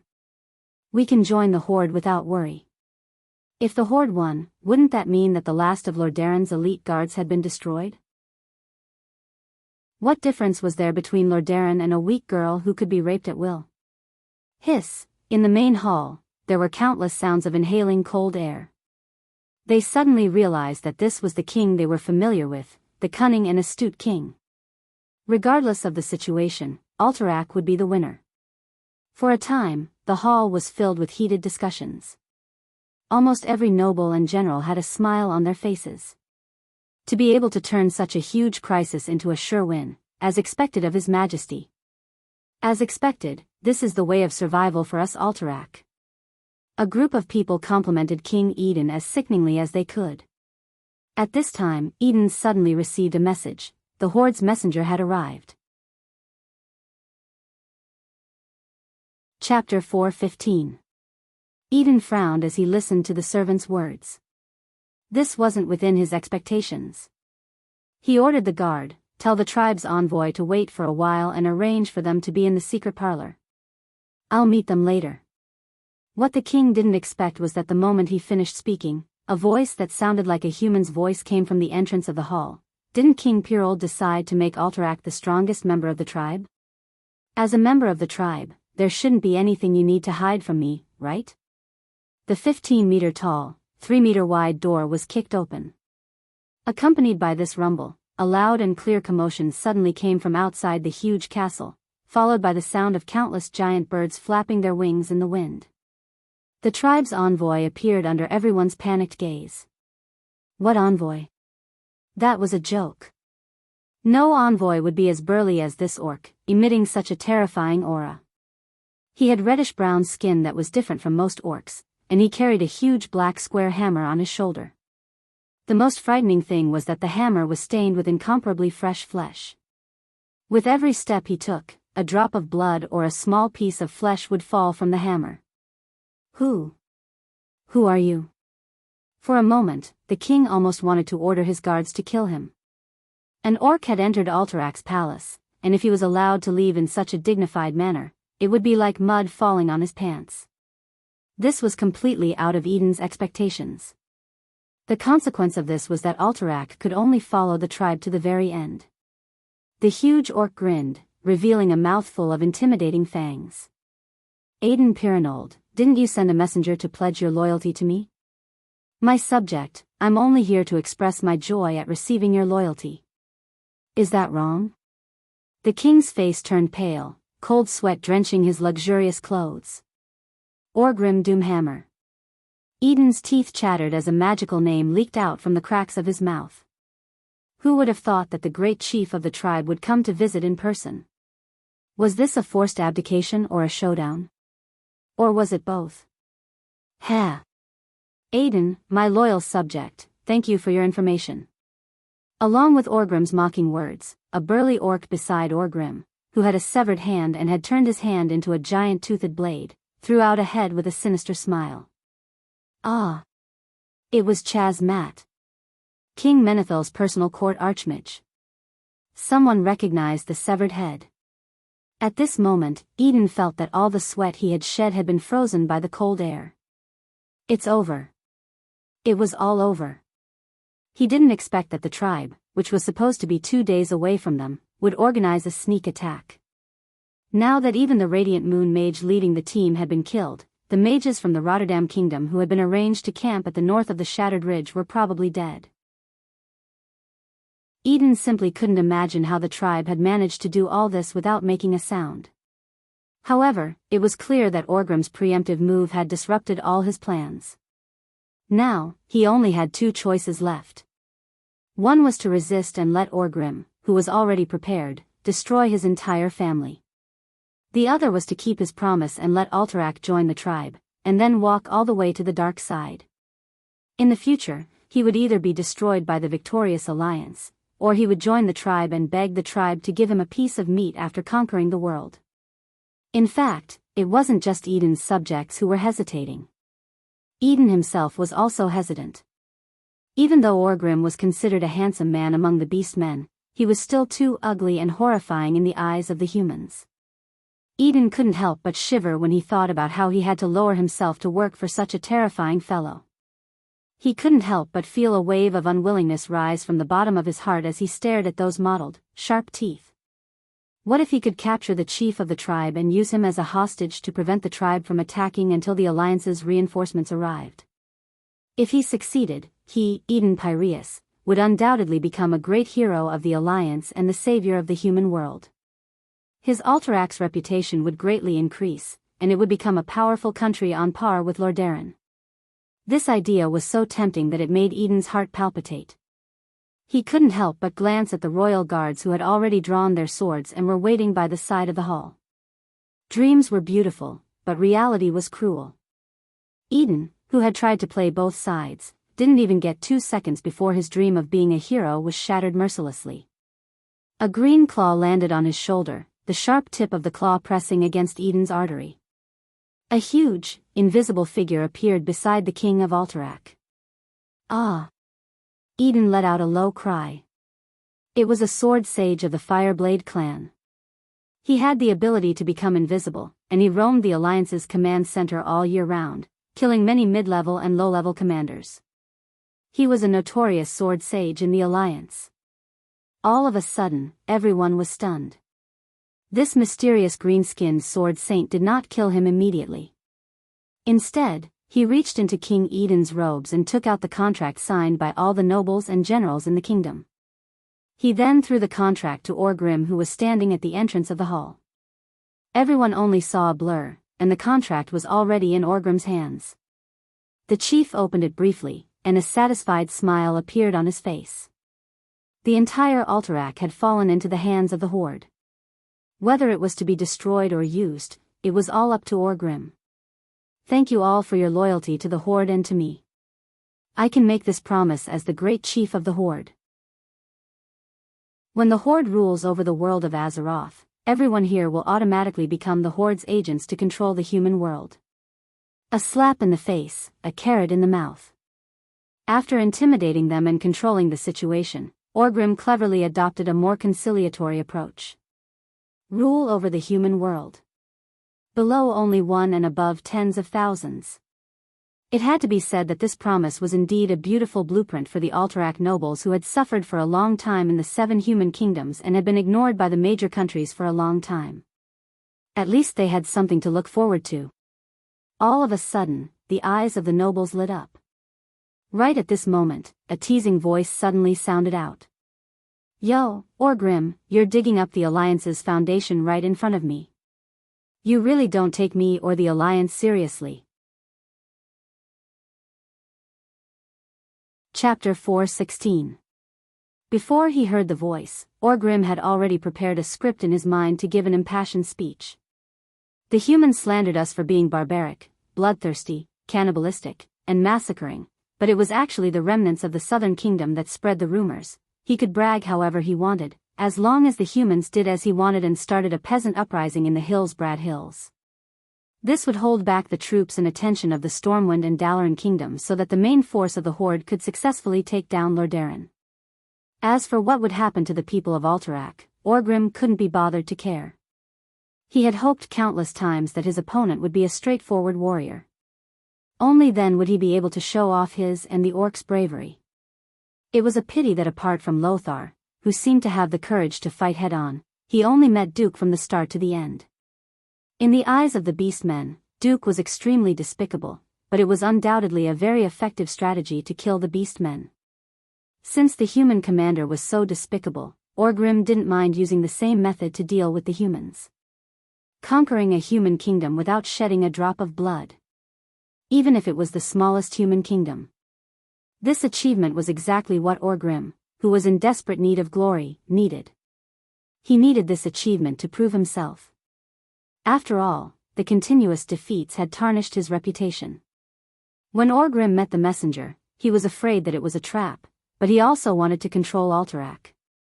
That was why he mobilized so many powerful chiefs and heroes, and even used Zulahid's dragon knights to hold the fort. Everything went smoothly, and he easily subdued that sly and cunning king. But he didn't expect to hear the voice that he didn't want to hear the most, the voice of the Alliance's vice-commander, Duke Marcus. Not only did Orgrim's expression change, but Eden and Haas's expressions also changed. As people who had dealt with Duque many times, they could obviously recognize Duque's voice. But they didn't expect Duque's voice to come from Duke Barav. Duke Barav straightened his body. His face was full of mockery and confidence. Under everyone's astonished gazes, a wave of water-like ripples appeared on his body. The slightly plump elderly figure quickly disappeared, revealing a robust young man dressed in a blue and white robe. Illusion? How was this possible? It wasn't just the inexperienced orcs, even the upper echelons of Alterac were shocked. They could accept the fact that Duque had fooled them with his perfect makeup. It wasn't that the nobles hadn't seen illusions before, but those crude and immobile illusions were worlds apart from Duque's lifelike illusions. The most common type of illusion was the kind that attempted to conceal a certain secret passage. When had he ever seen an illusion with so many facial expressions? Just how high was Duque's attainments in magic as a mere morning star? What's more, Duque's appearance at the most critical moment made them have no choice but to add the word inconsolable to their shock, turning it into inconsolable. Orgrim was decisive. Not only was he wise in history, he was also an absolute opportunist. Playing dirty was definitely the chief's specialty. In this life, Duque didn't give him the chance to sneak up on the Blackhand Great Chief. However, that didn't mean that Orgrim wasn't sinister. Without even a greeting, Orgrim gave a look and a sword saint of the Fireblade clan came out of stealth, slashing at the back of Duque's neck with a sharp longsword. At the same time, Orgrim used charge, his burly reddish-brown body turning into a blinding ray of light as he charged at Duque. That's right. He wanted to kill Duque in an instant. He wanted to nip Duque, the biggest factor of instability, in the bud. After all, everyone present was a human, and his men had yet to completely control the palace. If Duque, the vice-commander of the alliance, was allowed to raise his arm here, things would definitely develop in a direction that was disadvantageous to the tribe. However, he had miscalculated. Under the fierce attack of his giant hammer, it missed and clashed with the long sword of the Fireblade clan's sword saint in midair. The sword saint who was hurriedly retracting his attack was sent flying. Duque, who was supposed to be killed between the hammer and the long sword, turned into a ray of light and disappeared into the air. Or was it an illusion? Not good. Orgrim suddenly reacted and used his fastest speed to turn his neck towards Samuro, who was controlling the King of Eden. Unfortunately, before he could shout, "Be careful," Samuro was already hit. Fast.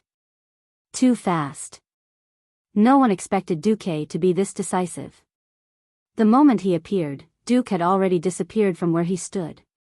The sorcerer's arcane spell, invisibility, gave Duque the ability to become invisible for a short period of time.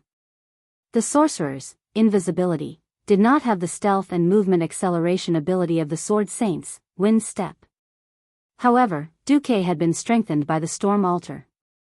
The system notification in Duque's retina showed the following information: you have used the new skill, Gale Step.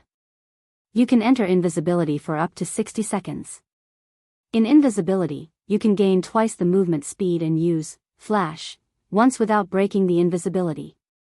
When you make your first ice attack, your critical hit rate is 100% and your magic flying speed is increased by 50%. Duque's movement speed was not fast. In this state, Duque could run 100 meters in 10 seconds without any obstacles. Unfortunately, his agility was too low and he did not have good dynamic vision. This speed had to be discounted, especially in crowded places where it was easier to bump into them. Even so, it was still very scary.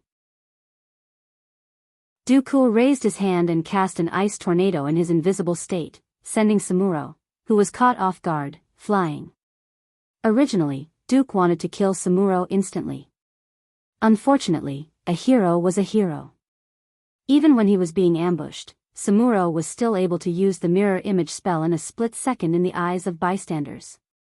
The ice tornado, which was strengthened by ice shield and icicle, if both hit, with the sword saint's high attack and low defense, it would not be strange to kill him instantly.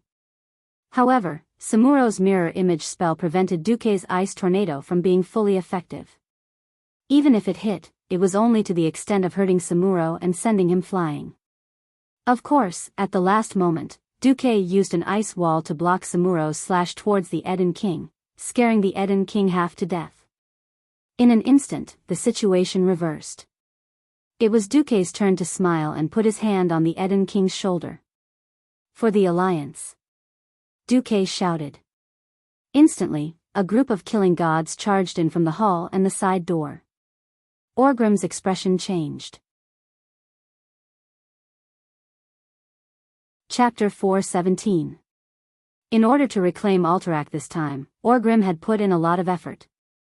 Other than Ghoul, Dan and Gujar, who were nowhere to be found, and Grom Hellhound, who was guarding the main camp in Silverpine Forest, who was unable to move, Orgrim had practically brought all of the tribe's most capable chiefs and heroes here through the Wyverns. The one commanding the Wyvern army in the sky was naturally Zulud. On Orgrim's left was the chief of the Shattered Palm clan, Kargath Blade Fist. On the right was the chief of the Blood Ring clan, Kilrog Deadeye. Outside the hall was the chief of the Black Scar clan, Cashdrake, and a new hero, Rexer. Rexer was one of the greatest heroes of the tribe in the future. Rexer was the product of a union between an orc and an ogre. He grew up in the Mach Nathal clan of Draenor. Even though he was of mixed blood, his burly physique and amazing strength allowed him to shine during the Horde's invasion of Azeroth. This time, Orgrim had specially brought him here.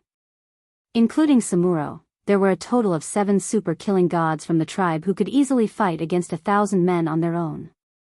Under normal circumstances, these 7 guys were enough to destroy the entire Alterac. Unfortunately, they had encountered Duque, who was also prepared to go all out. In the sky, Zulad suddenly discovered a large flock of griffins swooping down from the clouds. The Dragon Maw clan's dragon riders didn't even have time to react before they were smashed by a large number of storm hammers.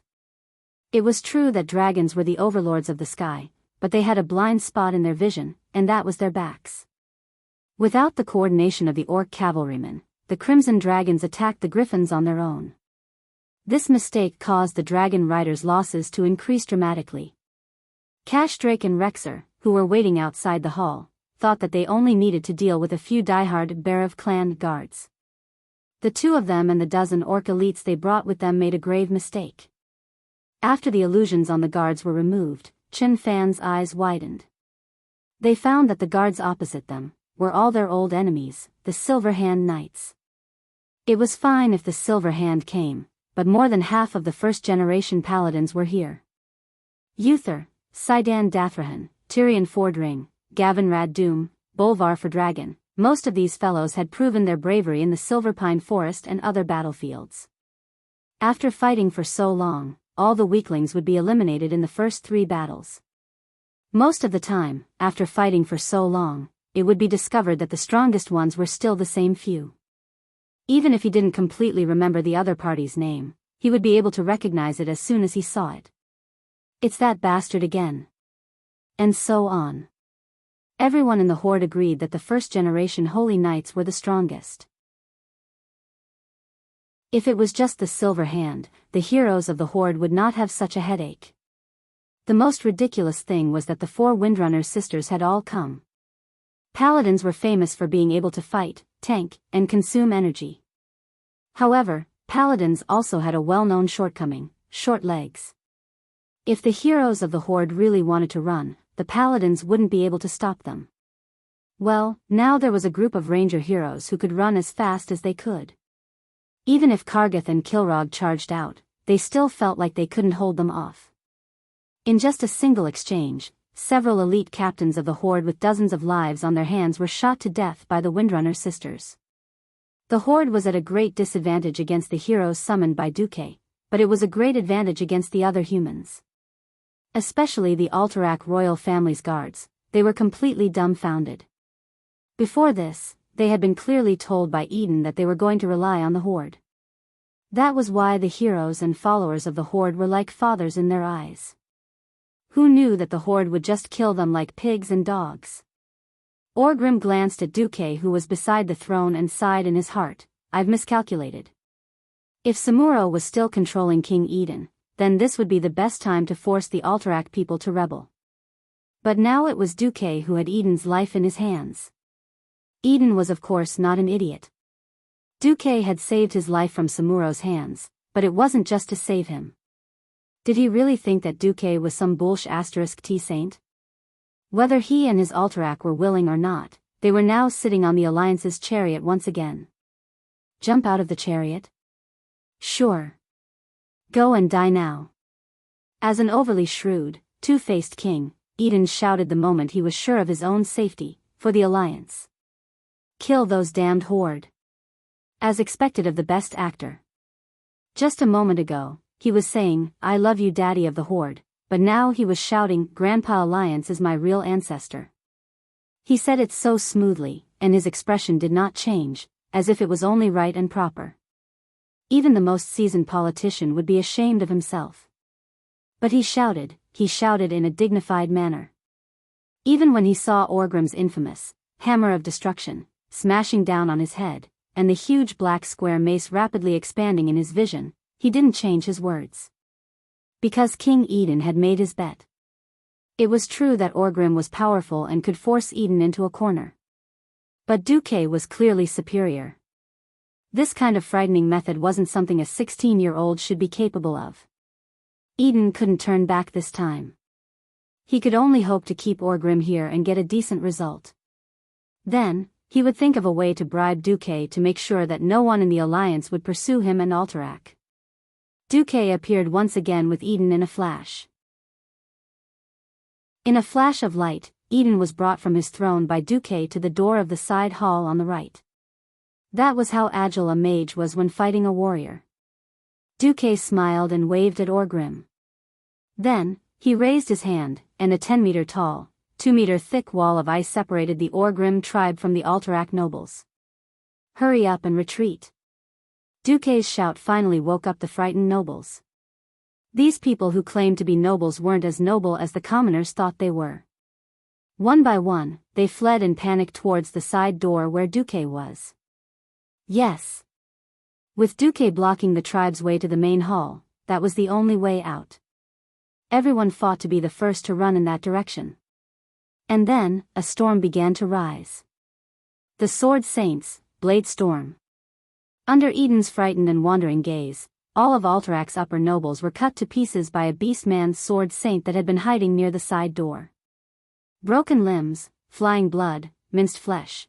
The nobles who had once gathered under Eden's command and were viewed as his most important pillars had been completely wiped out in front of him. Chapter 4:18. The snow-capped mountains protected the snow-white shattered ridge. The cries of dragons and eagles clashed in the blue sky, the lightning and dragon's breath splitting the sky. Huge birds of prey and legendary dragons, which were rarely seen on normal days, fell from the sky like dumplings. The Alterac people hid in their houses, trembling and praying for misfortune to stay away. In truth, it was very difficult.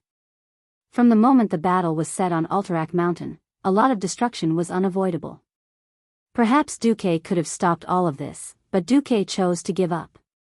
Alterac King Eden's two-faced viper nature was right there.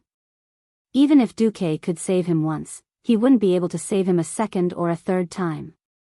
Rather than letting Alterac Mountain become a ticking time bomb, it was better to clean it up in one go in the course of history that Duque was familiar with. The Crimson Dragon was like a bulldozer as it fell diagonally. Before the momentum of its high-speed fall had dissipated, the small houses were smashed into smithereens, leaving a wide black scar on the snow-white ground. Even when the Crimson Dragon crashed into the city walls of the shattered ridge, the momentum did not dissipate. The thick city wall finally acted as a gatekeeper. The giant dragon did not smash through the city wall. Instead, it rolled under the fierce impact and fell down the cliff in one breath. Red scales and broken limbs flew like bullets, sweeping away all the soldiers on top of the wall. The Alterac people below screamed in fear, feeling as if the world had collapsed. Other than a few people with good agility and balance, most people lost their footing and fell to the ground. In the Alterac capital city, many Beastman elites took the opportunity to fight in close combat, using their powerful arm strength to easily tear apart the royal family's guards who were caught in their punches and kicks. Amidst the chaotic screams, the guards watched in despair as a green shadow pressed down on them. They instinctively raised their shields to block the charge of a rhinoceros, but all of them failed. Every single one of them failed. Their arms and shoulders were crushed by the tremendous force that surpassed their limits. They screamed as they were grabbed by the elite orc warriors, their helmets, heads, and necks torn from their bodies. Blood covered the ground. When the complete battle formation collapsed, the shadow of death was right in front of the guards. Even though the number of Orgrim's guards was only a tenth of the Wong clan's guards, every single one of them seemed to be on drugs. They charged into the crowd and started a massacre. In low-level battles, Orgrim's men had the upper hand. In terms of top-notch strength, the Alliance had the advantage since they were scheming against each other. He was different from Lothar, who was in his 40s, burdened by military affairs, and whose strength had begun to decline. The title of the alliance's god of war had fallen to Wuthor. The strongest holy knight, who was at the peak of his life, was showing Orgrim how he made his name on the Silverpine Forest's western front. It was a beautiful strike supported by the powerful holy light. The golden holy light was like a god descending from the heavens. The golden holy light gathered at one point and smashed towards Orgrim's face. In this era, in the world of Azeroth and the Church of Holy Light, there were no more than 30 people who could condense holy light into a tangible hammer. Each of them had their own experiences, and to the ordinary warriors present, they were no less than living legends. If any of them were to be placed in the army, they would be a terrifying figure that could rival 1,000 men. As for Wuthor, he was an existence that stood at the pinnacle of these peerless experts. When Wuthor smashed his hammer, Duque didn't dare to take it, even if he had the ice barrier, which was known to have absolute defense. In the end, the so-called absolute defense was only relative. The ice barrier used the extremely dense ice element to forcefully remove all power outside of the ice. But what about the higher level, more focused power of holy light? Even Duque, who had the title of God of Magic, didn't have the confidence to do so. However, Orgrim countered the attack with his own attack and managed to nullify it. His muscles bulged, and his inhuman strength was completely revealed at this moment. Orgrim was actually using his hammer to fight against his hammer. When the countless golden lines of holy light that cut through the dark shadows in the hall collided with the terrifying rising lava fire, the collision of the elements produced a huge explosive effect that dazzled everyone's eyes. Everyone only saw the golden and reddish-black flames explode like fireworks. It was as if two huge Persian chrysanthemums were fiercely colliding and grinding against each other. Countless petals scattered and withered, and then there was a deafening collision sound. After a full 3 seconds, the flames that flowed out from the two people finally disappeared. No one would have thought that Wuthor, who looked like a human, could actually fight like a wild beast. Orgrim frowned. The situation was not good for the tribe. Other than him, it seemed that only Rexer could faintly suppress that holy knight called Gavin Rad. The others were either in a stalemate, or were directly at a disadvantage. Kargath Bladefist seemed incomparably powerful, trading injury for injury with Saidan Dathrahan, but the problem was that he was a holy knight who had the ability to recover. If the fight continued and he really didn't run, the one who would die would definitely be Kargath. The Blackscar chief, Ka-God Derek, was even worse off. He was directly suppressed by Tyrion Fordring, and could not even trade injuries for much. On the other hand, Kilrog Deadeye was evenly matched with the two female elven rangers. Kilrog was suppressing one of the rangers in close combat, but he was constantly annoyed by the rangers shooting. If his blind eye couldn't provide him with a short period of foresight, then Kilrog might have already knelt down. Samuro wanted to chase after Duque, but he was held back by a female elven ranger. The problem was that the alliance still had many high-end forces. Bolvar was on a killing spree. The limits of the human body determined that it was impossible for them to surpass the beast men in terms of pure strength. But the power of holy light made up for the lack of destructive power, and humans could be faster. No one would have thought that Bolvar's attack speed would be so fast. In reality, the leader of the Great Chief's guards could only see the golden light that suddenly appeared in his field of vision getting bigger and bigger. Then with a bang, his entire head turned into a cannonball and was sent flying by Bolvar from his tall and sturdy body. It pierced through one of the huge glass windows in the palace hall that was no less than 8 meters tall, and finally fell onto the lawn of the palace. When he saw the beastman's head fly out, a bloody eyeball popped out and hung on the top of King Eden's beloved glass window. Bolvar could not help but bare his teeth. The devout holy knight silently said in his heart, "Ugh, I can't see anything, and I don't know anything." Chapter 419. Bolvar, who was unable to retract his hammer in time, took advantage of the opportunity to launch a sneak attack on another of the chieftain's personal guards. A roundhouse elbow strike that most beast men would not have expected caused the fellow to grimace. Just as the other party was in pain, Bolvar grabbed the beastman's well-braided braid and pulled it down, ruthlessly destroying its center of gravity. In the next moment, his metal boots stomped heavily on the back of the beastman's neck, causing the ugly green-skinned beast's face to intimately touch the floor. Finally, his foot smashed his face into the marble floor below. The Holy Knight's skill, divine consecration. The powerful power of the holy light passed through the beastman's body and into the floor, creating a circular area with a diameter of 5 meters around it, dealing holy damage to all creatures that were not protected by the holy light. Yep, it also blinded the beastmen and their own people. The beastman beneath Bolvar's feet twitched a few times before unwillingly turning into a pile of charcoal. A few brave beastmen pounced at Bolvar, but they were all hammered away by the Storm Duke. All that was missing was a domineering, who else? Bolvar could change the name of the golden holy light on his body to the aura of a bastard. Oh, that's not right, it should be the aura of a tyrant. Of course, Bolvar was a humble holy knight. How could he do something as superficial as Duque? Sylvanas was also having a good time killing. Aurelia and Lilith against Kilrog, Sasha against Samuro, leaving Sylvanas free. Compared to Bolvar, Queen Sylvanas was the true god of slaughter. In a situation where there were no opponents of the same level to restrain them, an agile hero could kill faster. A giant hammer smashed down, and Queen Sylvanas took half a step back, allowing the hammer to slash across her chest by a hair's breadth. In the next moment, she suddenly pounced forward, the tip of her foot tapping on the hammer's head and leaping upwards. She was so fast that the beastman in front of her could only see a fleeting green shadow flash by. His throat and arteries had already been severed by the dagger. Standing lightly on the corpse that had yet to fall, Queen Sylvanas surveyed her surroundings. In front of her were 8 extremely strong beastmen pouncing at her. Outside, another 8 orc warriors were standing guard. The sound of the axe and sledgehammer crashing through the air was enough to make the scalps of the nearby Alterac royal family's guards go numb. Sylvanas chuckled softly. In the eyes of the orcs, he was like a dark queen standing on a mountain of corpses and a sea of blood, laughing maniacally. In the next instant, they saw the lightning of thunder. Boom! With a cold face, Sylvanas reached her hands to the back of her waist, where 2 smaller quivers hung.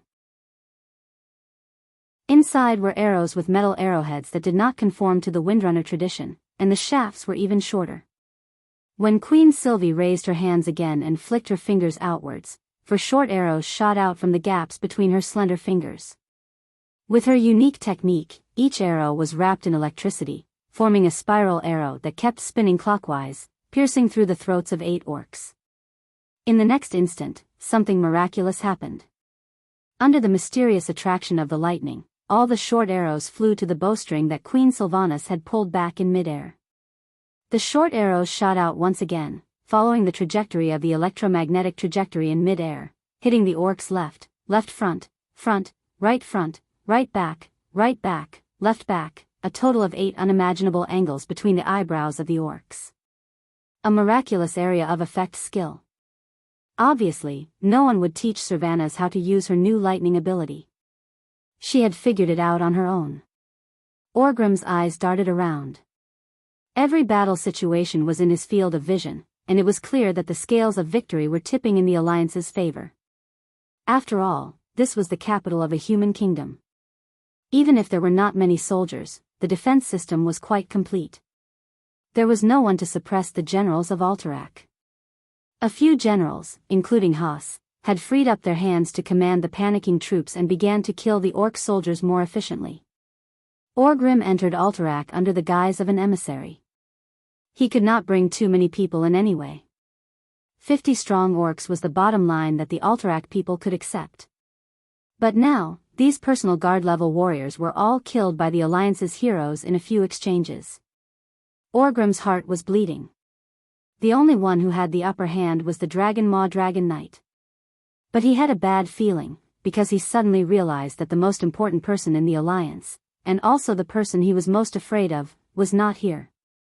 The King of Alterac was important, but it was not enough for the vice-commander of the Alliance, Duque, to be King Eden's bodyguard.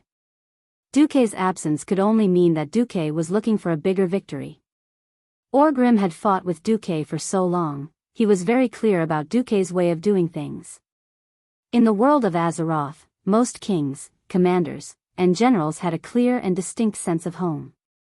They would subconsciously defend their important cities or resource points. Duke's way of fighting was completely different from these people. Duke did not care about the gains and losses of a city or land. He cared more about killing and injuring the horde. Right.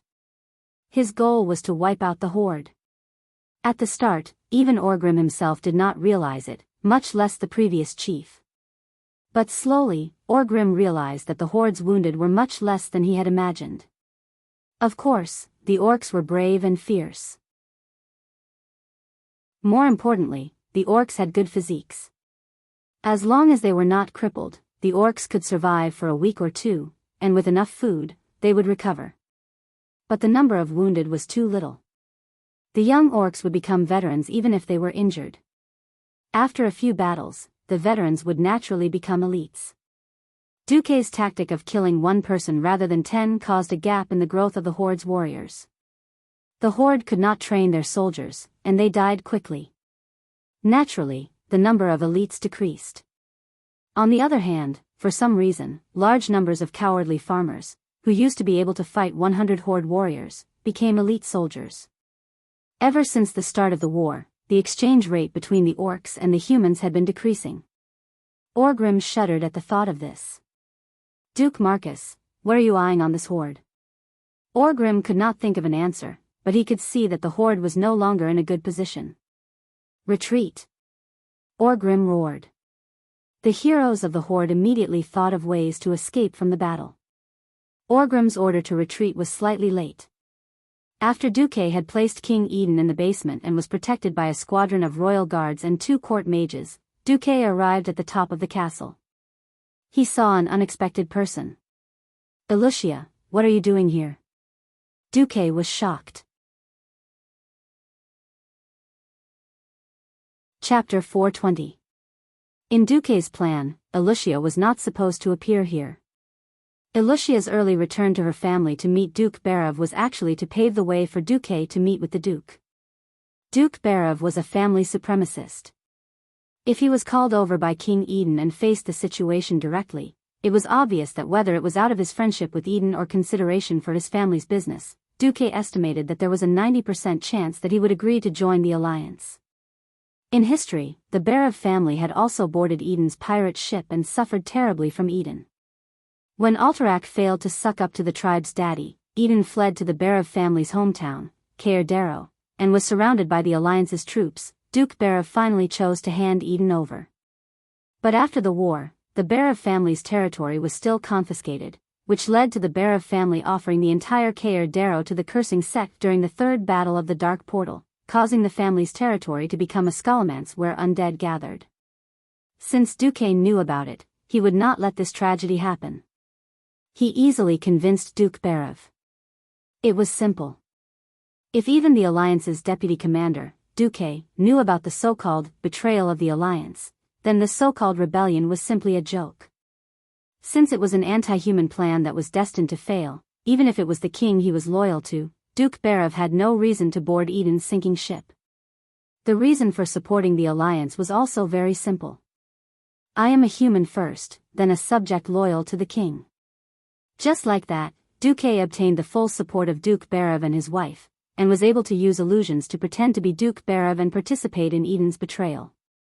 In Duque's plan, there was no need for Lucia to appear. But now, Lucia appeared on the rooftop under the protection of 4 strong private soldiers wearing the Barav family emblem. Not only Lucia, but there were also 2 Alterac court mages standing behind her. Duque glanced at the red dragon and griffins fighting in the sky and said nervously, Lucia, it's dangerous here. I only told you to gather people to help set up the magic array, I didn't ask you to come. But I want to help you. Duque, you want to wipe out the red dragon army, don't you?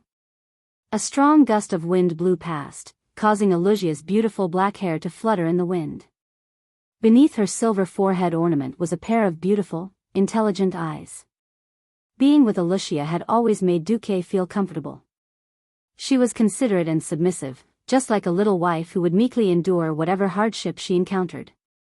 Not only that, but she had a good upbringing and excellent diplomatic skills, and she was also quite smart.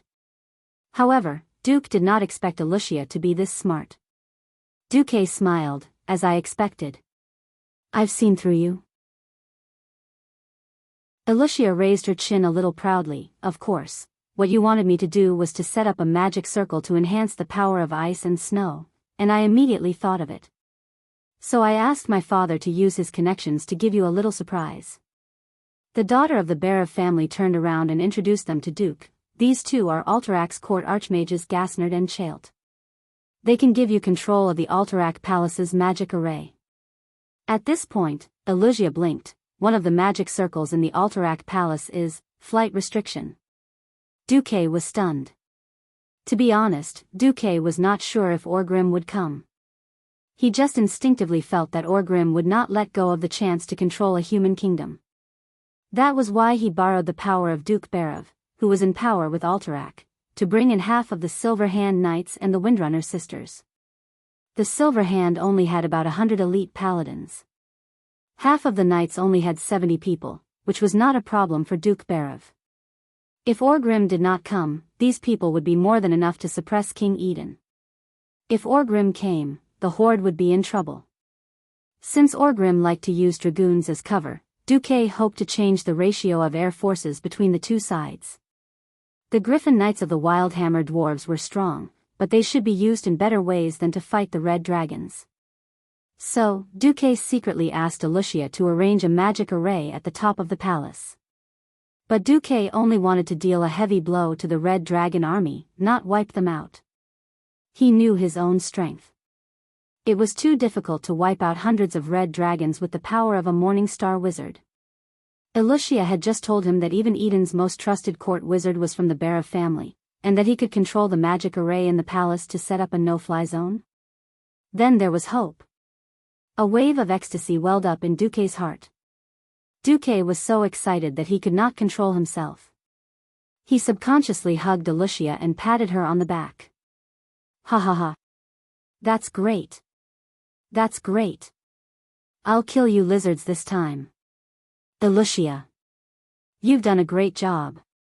At first, Alicia was dumbfounded. She had never thought that Duque would be so happy that he hugged her. The next moment, a faint blush appeared on her elegant face. She said lightly, "Ugh, as long as you're happy, Duque." "Of course I'm happy." "All right, it's dangerous here.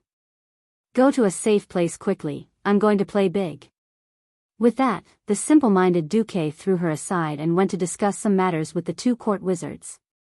Alicia pursed her lips, her small hands gripping the hem of her wizard robe tightly before letting go. Duque is a man who does big things. With that, she did not plan to pester Duque. After bidding farewell to Duque, she tactfully retreated.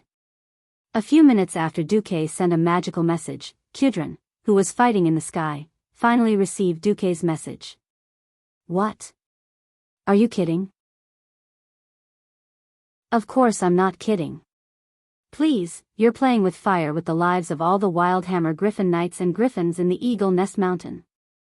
Kudrin almost cursed out loud, losing speed and altitude in an aerial battle. "That's suicide.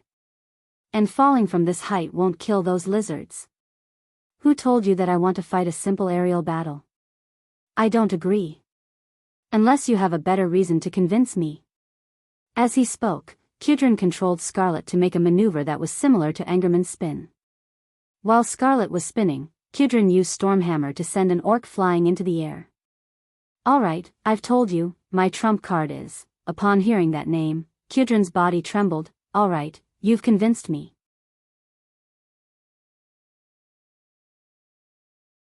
Chapter 421. Compared to the one-sided battle in the palace, the battle in the sky had reached its climax. Apart from Kudrin's initial ambush that successfully killed a group of red dragons, the rest were all bloody battles. The sky was filled with Wildhammer Dwarf Griffin Knights and Red Dragon Knights. A few human Griffin Knights were only joining in the fray, surrounding and attacking the injured red dragons. Overall, it was still disadvantageous for the Alliance. It was mainly due to the individual differences. Griffins were strong, but that was only in the eyes of humans and beastmen. When facing the red dragons, the griffins were suppressed in almost every aspect: speed, strength, defense, and vitality. Only in terms of agility were the griffins slightly superior. Kudrin had been trying to make up for his lack of combat power with tactics, such as sending one griffin to lure the red dragons while the other two griffins attacked from the back, killing the dragon roar orcs first before dealing with the red dragons. Unfortunately, the overall situation was still precarious. However, with good coordination and cover, the injured griffins quickly retreated and managed to maintain the situation. Kudrin did not know how to win, and most of the Wildhammer dwarves were only relying on their vitality to support themselves. Originally, Kudrin was not optimistic about Duque's plan, but since Duque had invited that person, he decided to trust him for the time being. Duque. You bastard. If you join the Wildhammer Griffin Legion and perish here today, I will find you and beat you to death even if you hide in the depths of hell. Don't worry. Stay calm. Duque said in a magical message. Damn it, I must be crazy. While muttering to himself, Kudrin kept his storm warhammer and held the reins with one hand while blowing the horn with the other. Asterisk woo, woo, woo. Asterisk the distant and heroic sound of the horn attracted the attention of all the Wildhammer dwarves. At this moment, the sun suddenly broke through the thick layers of clouds. As if responding to the call of the Wildhammer King, the white wings of countless griffins shone with golden radiance under the sunlight.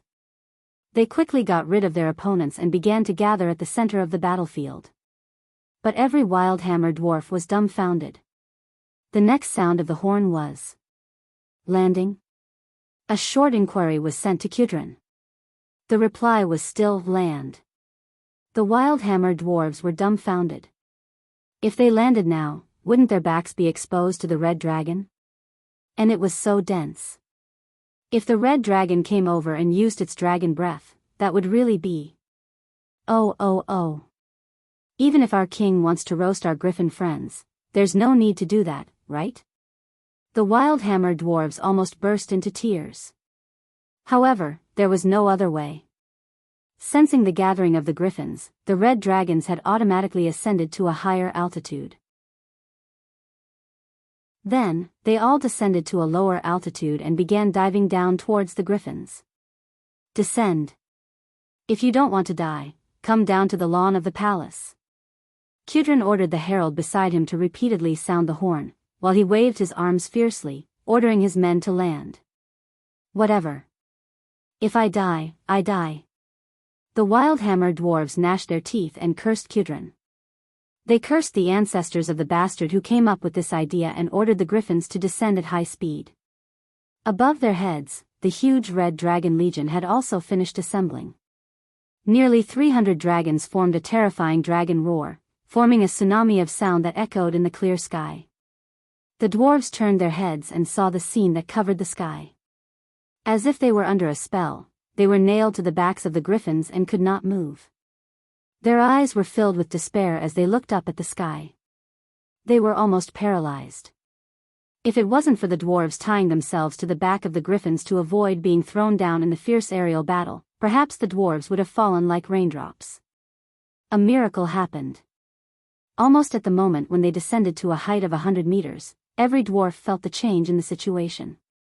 They passed through a thin membrane that was almost invisible to the naked eye. It was freezing and cold.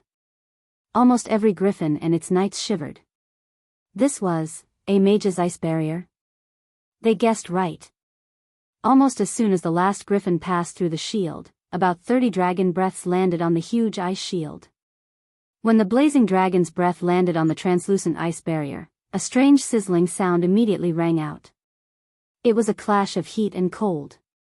The blazing flames evaporated the water on the barrier, and the cold counteracted the invasion of the heat. Amazing. Which breaking dawn great wizard had arrived?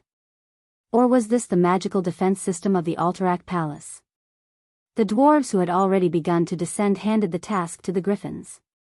They stared blankly at the hemispherical barrier that looked like a freshly peeled egg flickering under the bombardment of the dragon breaths, as if it would collapse at any moment, as if the flames of death would descend upon them at any moment. However, such a situation did not happen. It did not even deform. It only felt that the ice shards floating on the barrier were becoming denser. At this time, more than one Wildhammer dwarf saw Duque standing at the highest point of the castle where the palace was located. The deputy commander of the alliance, the young man who had always been nicknamed the Miracle Man, was like a god descending to earth at this moment.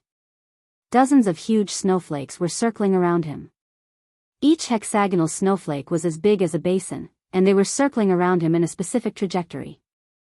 Thank you for your support, Kudrin. Leave the rest to me, Duque.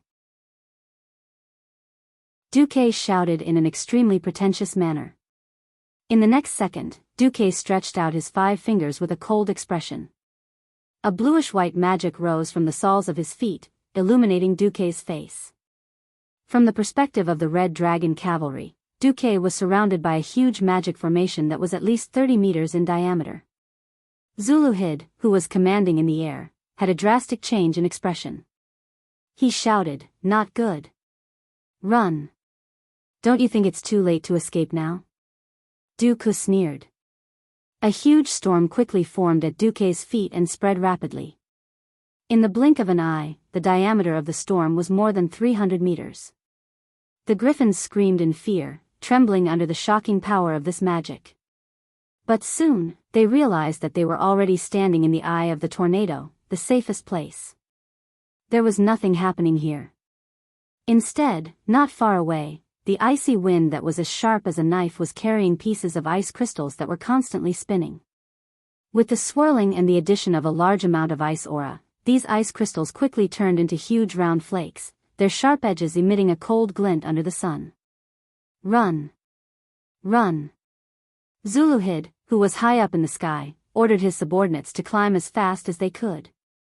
But it was too late. A thick layer of frost had already formed on the surface of the dragon's wings. Although the dragons were not afraid of low temperatures, it was enough to reduce the frequency at which they flapped their wings, greatly reducing their climbing speed. In the next instant, the air seemed to have been sucked away. The giant dragon and its rider screamed in pain as they fell to the ground. What awaited them was a giant tornado of ice blades that kept spinning like a meat grinder. Chapter 422. Alterac Mountain was a very barren place. Apart from snow and rocks, there was almost nothing here. There were no specialties, no specialties. Even if there were some mines, how could they dig in such terrible weather? Perhaps the snowmen here were the only specialties. Alterac didn't have griffins, but King Eden was afraid of griffins descending upon his castle. Thus, he set up a flight restriction magic circle on the castle. It wasn't entirely correct to say that it was a flight restriction.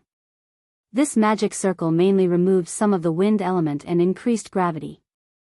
Normally speaking, if Duke wanted to make a name for himself in a magic array like this, he would have to extract the wind elements and use them to form an ice storm to kill his enemies. This was a complete paradox. But Duque did it. Under the gazes of the hundreds of Wildhammer dwarves and the thousands of Alterac soldiers, everyone saw a huge ice tornado form under Duque's command. It was a huge tornado more than 20 meters above the ground. It was so big that one couldn't see its end. It wrapped around the towering mountains surrounding Alterac City in all 4 directions. The scenery in the distance was already blurry. All that could be seen were faint shadows rising and falling, as well as the faintly discernible mountain range.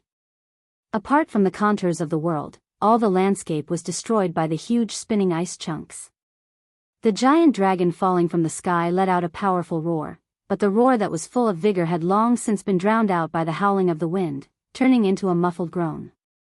The giant dragon was sucked into the tornado, its scarlet body quickly blurring and turning into a dark shadow.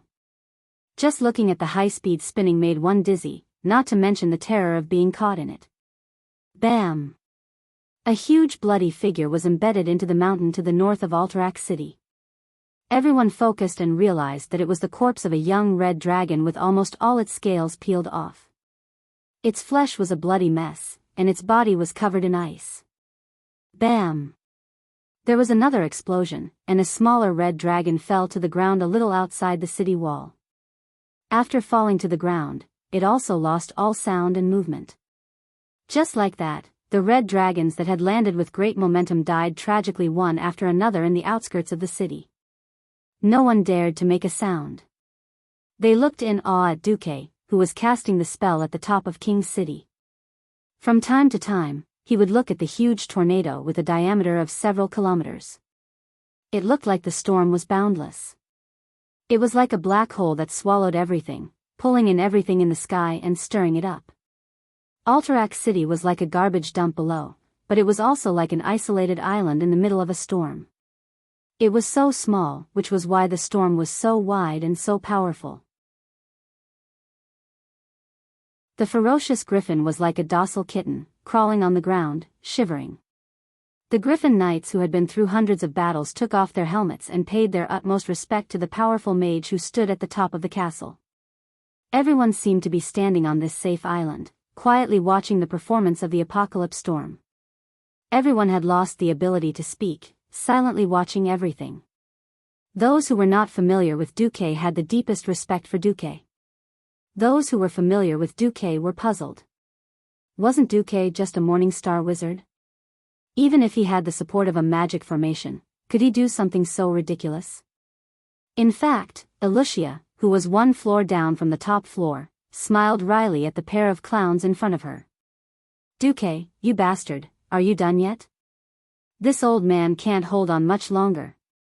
At the bottom of the staircase beside Duque's feet, an old man with a white beard and a white beard, dressed in magnificent epic equipment that blinded all wizards, was cursing loudly. Just a little bit more. I'll be done after dealing with these 5. Duque seemed to be chanting, but he was actually replying. Bah. Just materials for 5 red dragons, this old man looks down on you. The white-bearded old wizard continued to curse, but at least he had some humanity and did not stop immediately. However, the light of the magic circuits that appeared on his body was gradually dimming. Tisk, it's not that I'm the scapegoat, but when you see the materials for a red dragon, a dog, pouncing on it like it's biting a bone. Duque had wanted to say that the dog ate sh*t, but he changed his words. Bastard. You still dare to anger me? Do you believe that I won't take a few more and leave? The white-haired old man continued to curse. Do you believe that when Alexstrasza comes after me in the future, I'll give you up first? I'll kill you first. All right, come. Duque smiled evilly, looking like a dead pig that was not afraid of boiling water. The old man did not utter a word. Lucia could not help but let out a pft. Humph. Humph. The two of them ignored each other. Who was this old man? Naturally, he was the Dalajan's greatest, most powerful, and most magnificent chairman, Antonides. After gaining control of the magic formation, the first thing that Duque thought about was how to maximize the results of the battle. Since he wanted to keep the entire Red Dragon Legion here, he alone could not do it. So he used a magic message and dragged Antonides into the water. Dragons were fierce, but every part of a dragon's body was a treasure. Dragon scales could be made into armor, dragon tendons could be made into powerful siege weapons, dragon skin could be made into magic materials, dragon blood could be made into magic potions. The problem was that not many people in this world dared to slay dragons. That was because the dragon race was a clan, a nest. When the young were killed, the big ones came, and when the big ones were killed, the old ones came. The older they were, the more powerful they were. This was especially true for a large family like the Red Dragons, which had thousands of members. If the Red Dragons went all out, they had the power to flatten a country. So most adventurers and mages could only stare at the treasures the dragons had on them. For thousands of years, they had been waiting for a traitor to appear in the dragon clan. Well, actually, there were a few traitors, such as the Black Dragon clan. However, the Black Dragon clan was extremely arrogant, and they appeared and disappeared mysteriously. Who could catch them? This time, Duque directly proposed to Antonides that he would slay a large number of dragons in his own name and split the profits with Antonides. Antonides could not refuse this temptation at all. Rumor had it that the Red Dragon Queen was being controlled, causing the Red Dragons to join the horde against the alliance. Who knew if Alexstrasza would come after him after she got out of trouble? Now that Duque had sworn that he would take care of the Red Dragon Queen, Antonidas's thoughts became active. In the end, he could not resist the temptation and was dragged down by Duque. The world only saw Duque's arrogance and dominance. Who would know that Antonidas, one of the only 2 Breaking Dawn mages in the world, was at Duque's feet helping him? Moreover, even their magic circuits were the same version. Chapter 423. The advantage of being a transmigrator was on full display at this moment. Knowing that Eden wasn't kind, Duque was able to stop the situation from worsening and turn defeat into victory. Knowing Alexstrasza's true situation, Duque wasn't afraid of the Red Dragon Queen's revenge. Having so many of the dragon race's descendants killed was a very sad thing. But being controlled by Demon's soul for a lifetime, being tortured by the crippled beastman Necros every day without being able to resist, and having to send the red dragons to their deaths, this was the true tragedy. As long as Duque broke Demon's soul's control over Alexstrasza, the Red Dragon Queen wouldn't be able to thank him enough. Why would she vent her anger on him for slaughtering her descendants? Thus, Antonidas's fear was completely unfounded. Because of an unlikely event, he felt that he owed Duque a huge favor.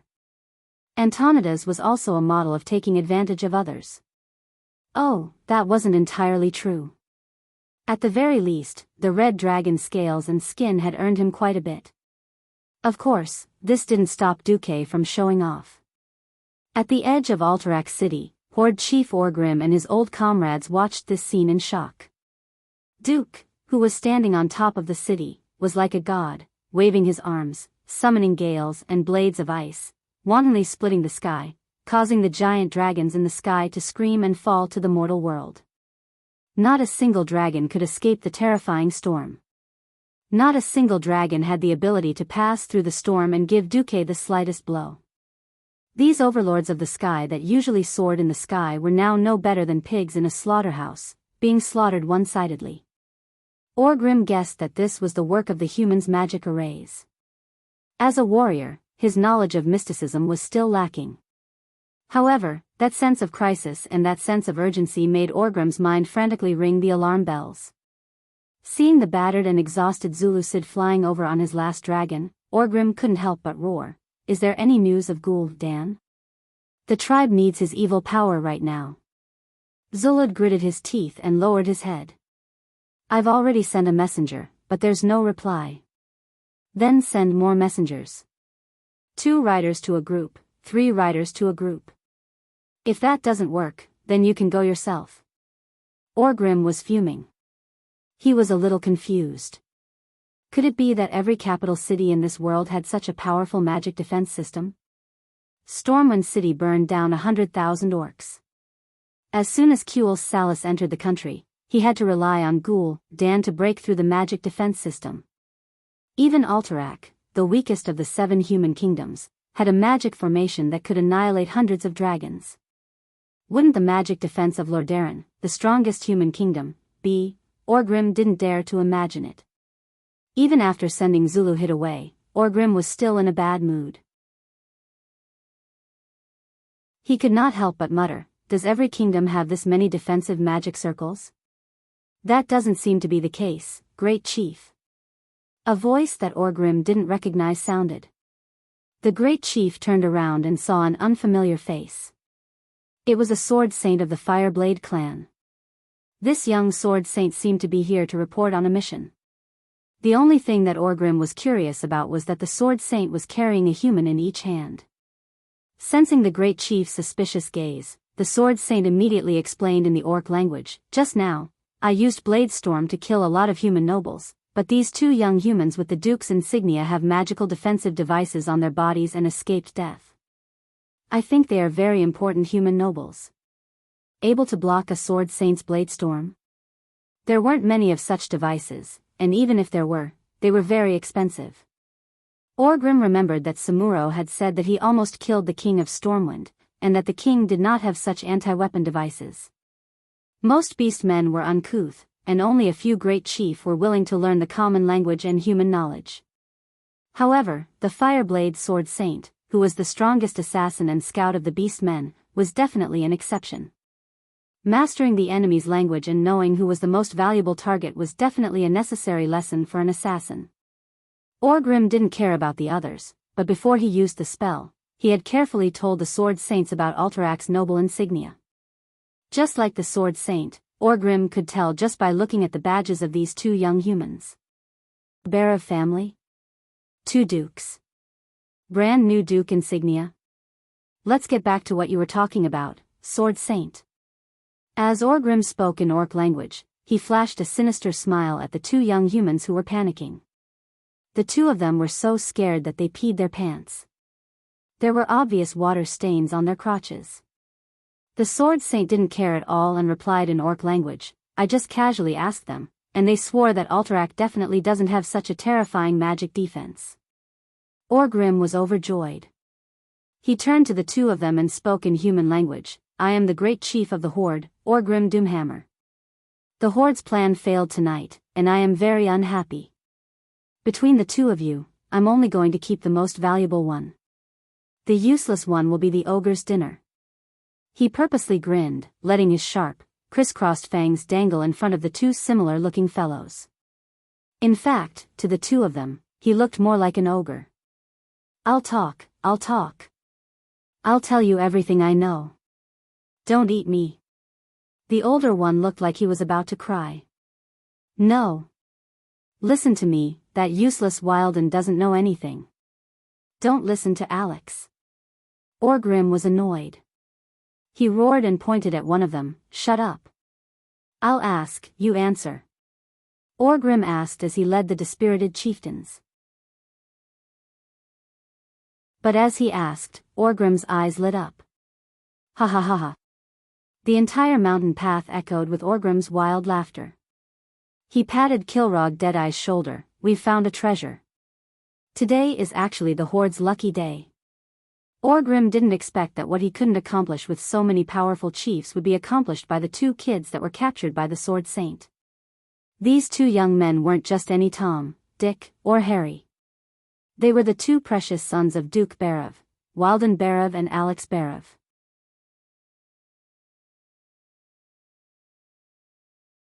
Chapter 424.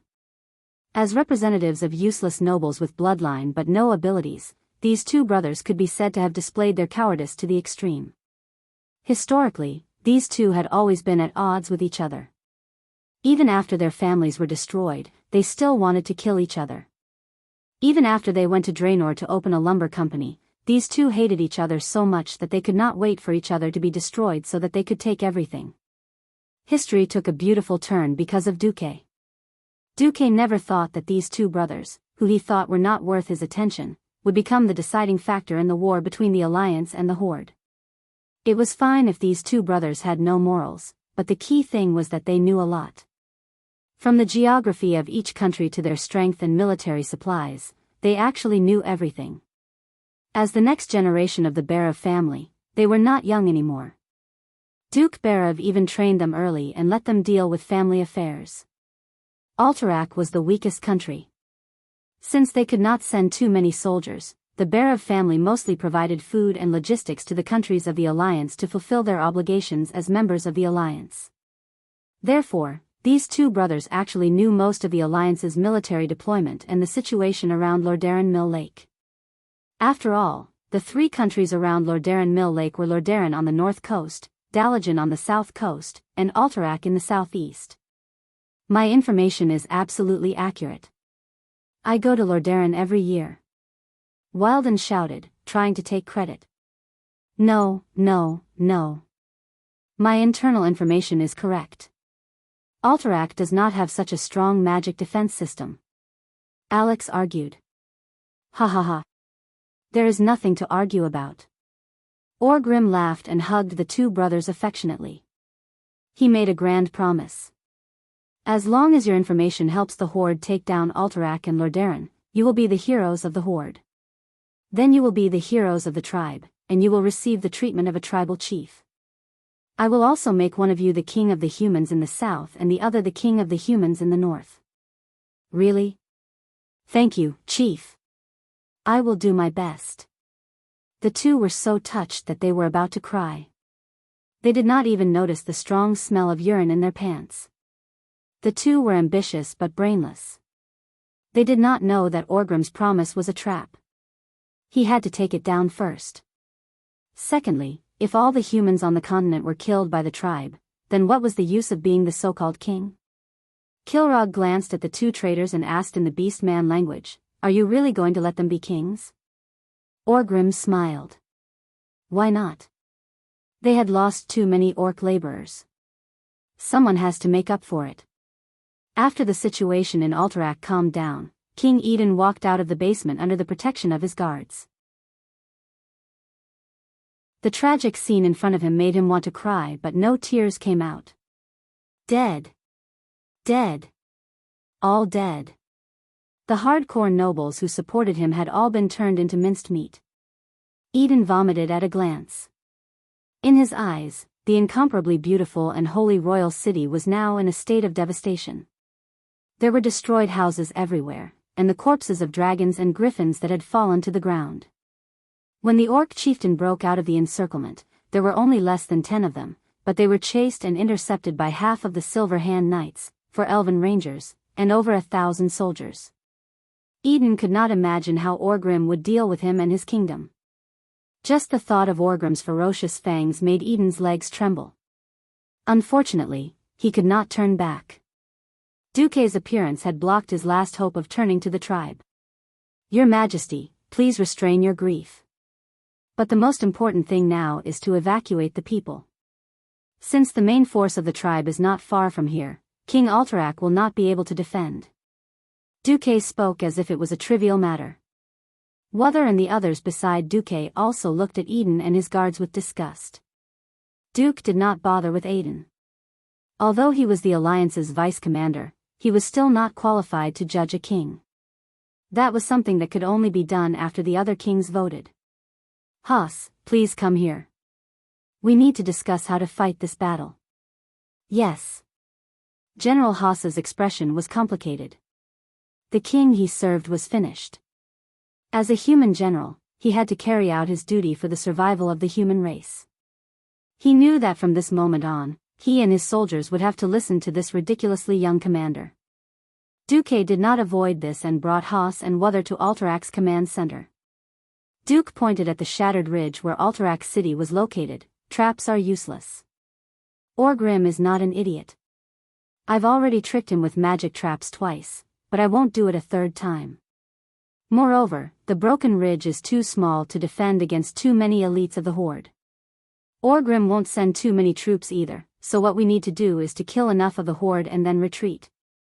On the other side, Duke Berev stood at the top of the castle, staring blankly at the mountains in the distance. Today was destined to be Alterac's day of suffering. Alterac did not turn to the tribe, but it was destined to suffer the flames of war. No matter what, King Eden would be nailed to the pillar of shame. Perhaps he would not be able to make a comeback for the next few centuries. The Berev family would not have it easy either. He had thought that with Duque's reminder, the Berev family would be able to jump out of the sinking ship that was Alterac. Duke Berev had thought of many possibilities, such as the Berev family completely breaking away from Alterac and turning to Stormwind, who actually controlled the Hillsbrad Hills. In any case, Hillsbrad was the Berev family's fief. It was just that the ruler had changed in name. Even if King Lang had to bear the shame of losing his capital, it would still be 1,000,000 times better than Eden, who had become a traitor. But now, everything was over. Because of the betrayal of the 2 unfilial sons, the only 2 successors of the Berev family were on the wrong boat. The Berev family could not avoid being nailed to the pillar of shame. Worst of all, an eyewitness told Duke Berev that his 2 sons had been kidnapped by the tribe's sword saint. Alex Berev trembled all over. He knew his son's character too well. What if, just as he was about to collapse, King Eden walked over? "Alex. Is this the ending you wanted? You and I are finished. Our family is finished. Not only did we not get anything, we have to give up everything." Eden waved his arms in agitation. Duke Berev was speechless. He looked at his childhood friend in a daze, his gaze unfocused. Just as the Duke was about to say something, the two guards beside Eden suddenly flew out.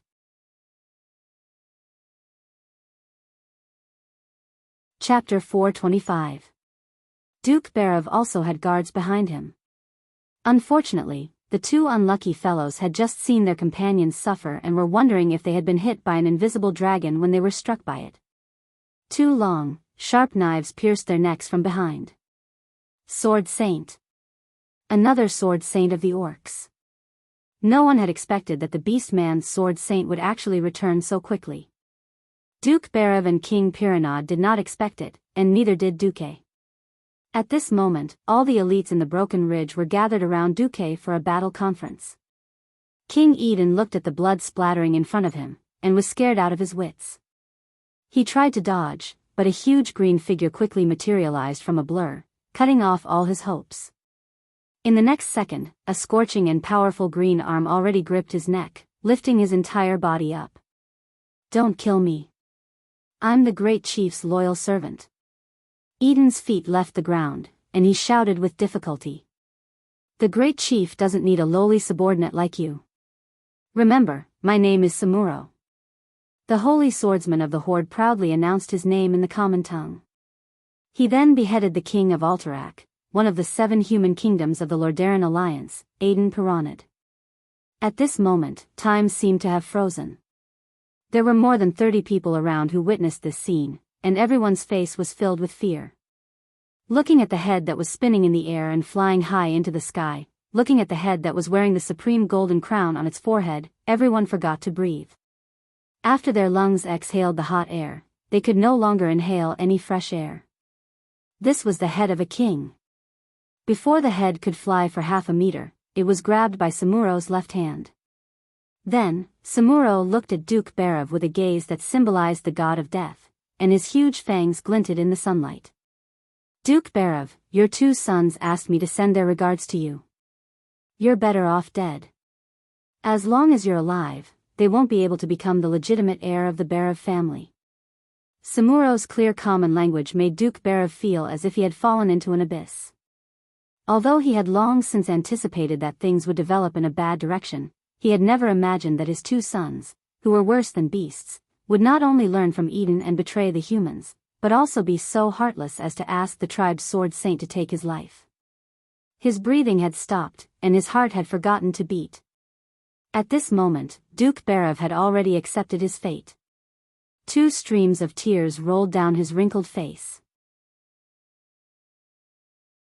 Who would have thought that his illustrious reputation would be ruined in the hands of his 2 scum sons? Perhaps this was the result of him being too busy with his career and not disciplining his children.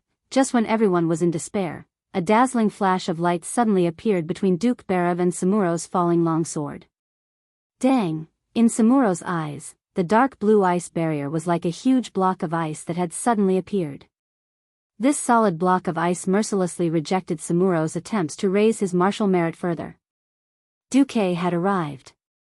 Using his powerful spatial sense and positioning ability, he flashed 3 times consecutively and ran from the command room to the roof. He had blocked this crucial attack. Samuro's sharp pupils constricted at lightning speed. Duke Marcus. Even though his entire body was sealed in ice, and even though he seemed to have used his last trump card, as the most feared enemy of the entire tribe, he seemed to have an endless supply of trump cards.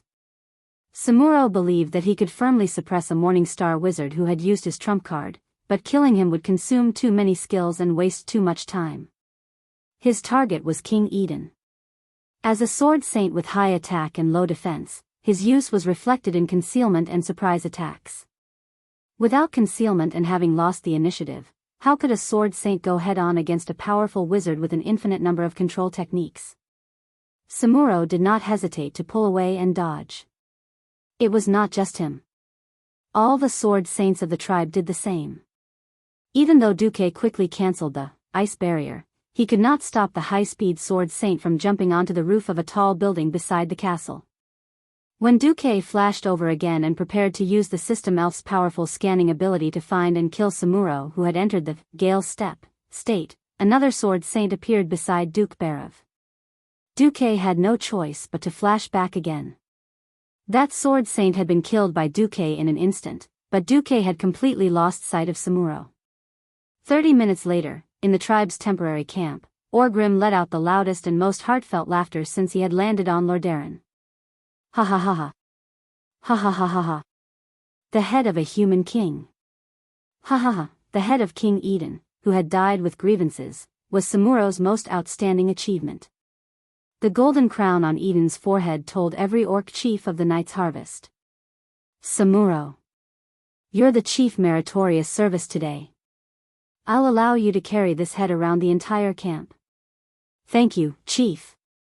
Samuro's eyes were filled with ecstasy. This was the highest honor a horde warrior could receive. Orgrim punched the Alterac Kingdom's capital on the map. Today. Today is the day of victory for the horde. We are going to destroy the capital of the Alliance. The entire horde camp was in an uproar. The head of a king. This was the first time they had obtained the head of a despicable human king since the start of the war. Every horde warrior raised the weapons in their hands and let out a loud roar, releasing the grievances they had been suppressing for a long time. Yes. This was the glory of the horde. This was the orcs' military achievement. Orgrim walked up to the high platform of the camp and took Eden's head from Samuro's long sword. He raised it up high, and a tsunami of cheers erupted from below. Today. Today is the day of victory for the horde. We will use the head of a human king and the destruction of a human kingdom to tell all living beings on this continent that going against the horde is destined to fail. It will definitely be destroyed. Today is the day of glory for the horde warriors. Let us take this victory with our own hands, Loktar, Loktar. 50,000 voices rang out in unison. The horde moved out with unparalleled killing intent. With a thirst for victory. A thirst for fresh blood. The thunderous footsteps could be heard even from a few kilometers away. Duque, who was overseeing the broken ridge, had a blank look in his eyes. His face was green. After thinking for a long time, Duque let out a long sigh and waved his hand. Pass down my order, everyone retreat immediately. Why? General Haas's neck was red. Because Eden is dead, the horde's morale is at its peak. But because our king is dead, the soldiers desire revenge for his majesty. Haas's eyes were bloodshot. I have a message for you and your soldiers. What is it? Keep the land, but lose the people. Keep the people, but lose the land, but recover. Duque said something that the people of Azeroth could not understand. On this day, the capital of the Alterac Kingdom fell.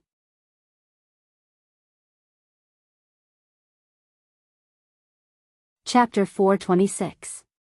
The Alterac Kingdom was destroyed. Orgrim was smart enough to control the number of orcs that attacked. 3,000 people, half of them elites and half of them soldiers. More than 2,000 of them were orcs, many of them were trolls, and dozens of ogres. This was a number that tested Duque's mental fortitude. Duque had been using a high ratio of casualties, and Orgrim had noticed this. That was why Orgrim attacked with a force that was close to teasing Duque. Alterac's mountainous terrain was a natural barrier for humans, but not for the horde. Duque only sent the Silver Hand Knights and the Windrunner sisters to guard the rear, and did not defend to the death. Reality proved that Duque's decision was right. General Haas, who was not far from Duque, saw many trolls with white and blue skin climbing up the cliffs around the broken ridge. They were throwing spears at the holy knights from above. They are Frostmane trolls, a branch of the Frost trolls. They have been active in the Bronzebeard dwarves Dan Moeller. Now they seem to have been recruited by the horde, Duque said calmly. He could almost imagine that if they defended to the death, the holy knights might be able to hold on, but the normal human warriors would definitely collapse under such a three-dimensional attack. Alterac did not have the protection of snow in the summer. After the Silver Hand Paladins retreated, the entire capital city was set ablaze. The warriors of the tribe roared loudly and wantonly celebrated the destruction and conquest. Humph. Duque's face twitched as he snorted coldly. He saw the orcs pulling out large amounts of frozen meat and other rations from the cellar. In the cold Alterac, there was frozen soil 2 meters below the ground. It was the best place to make an ice cellar. Most of the horde were people who did not mind meat. This batch of meat would obviously be a strong support for the horde in attacking Lordaeron. Duque could not help but sigh. Orgrim had succeeded in the end. Although the situation was not as bad as the original history, it was not much better. In the original timeline, the second battle of the Dark Portal had completely changed the fate of the Alterac kingdom and the Berev family. The treacherous King Eden surrendered to the Orc army and launched a counterattack against the Alliance army. They incited peasant riots in the areas controlled by the Alliance. The rebels repeatedly harassed the Dalajan troops around Hillsbrad, preventing them from supporting the Alliance forces fighting on other fronts. Very soon, the actions of the Alterac kingdom incurred the wrath of the Dalajan mages. The Dalajan swiftly and decisively dispatched an army to completely destroy the Alterac kingdom and raze it to the ground. This was the Alterac ruins in the future. 10 minutes later, Duque saw the Knights of the Silver Hand, who did not have many scars, and the Windrunner sisters, who were covered in sweat. Wuther seemed a little dissatisfied. Deputy Commander-in-Chief, why did you send out the retreat signal so early?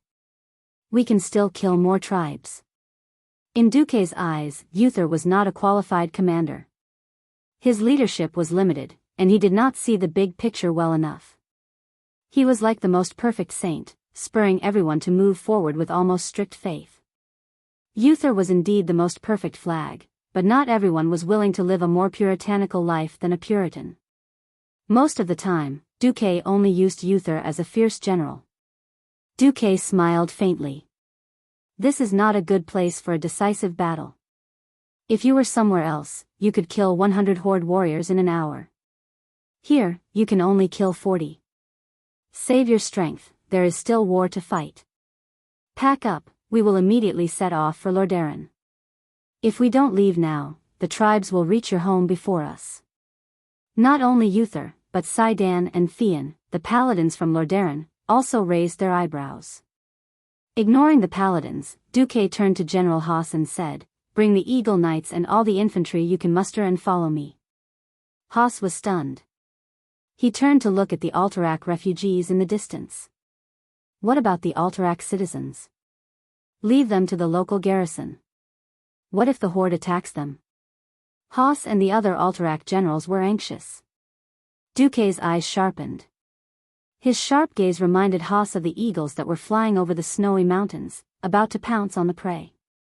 I've been fighting with Orgrim for so long. Do you think I don't know what he's planning? Believe me, before Orgrim split up to attack the Broken Ridge, he had already led the majority of his troops to Lordaeron. Who knows, they might arrive even faster than we thought. Elusia's eyes were red as she silently stood behind Duque. She knew what Duque meant. Her 2 goddamn brothers were leading the way for the horde. With them leading the way, the main force of the horde would pass through the Alterac mountains at a terrifying speed. Duque had guessed correctly. Other than the 5,000 soldiers that Orgrim had sent to the rear, the rest of the main force had begun their rapid march in the afternoon. Just as the Berev brothers had said, the Alterac army had given up on these roads. Even if there were a few bunkers on the road, the Berev brothers would shout at them with the contract they got from King Eden, and the soldiers in the bunkers would quickly retreat. This was an era where information was scarce. Other than the commanders of the Alliance, the king, and the generals, no one had the right to receive magical messages. Most of the messages were delivered by horse. The subordinates of the lesser nobles did not know that their lord was dead, but after seeing his signature and seal, they quickly retreated from the bunkers. Orgrim was able to quickly lead his soldiers through these narrow checkpoints. He thought that the Berev brothers would be of some use, and he was pleased to find out that his thinking was correct. The road ahead was still very dangerous. The orcs and trolls did not mind climbing the mountains, but the ogres were much more troublesome. Without Gujar, their movements were much slower. For a stone path like this, as long as there were a few soldiers blocking the way, once the corpses piled up, the ogres would not be able to pass through. Orgrim was not willing to give up on the ogres, especially the twin-headed ogre warriors. So, he urged his army to quickly advance. He knew that once his army passed through the mountains, no one would be able to stop the horde's giant axe from cutting into the heart of the alliance. Once he succeeded, Grom Hellscream, who was trapped in the Silverpine Forest, would be freed. Based on his understanding of humans, most of them would rather give up a large piece of land in order to gather all their forces to protect their capital.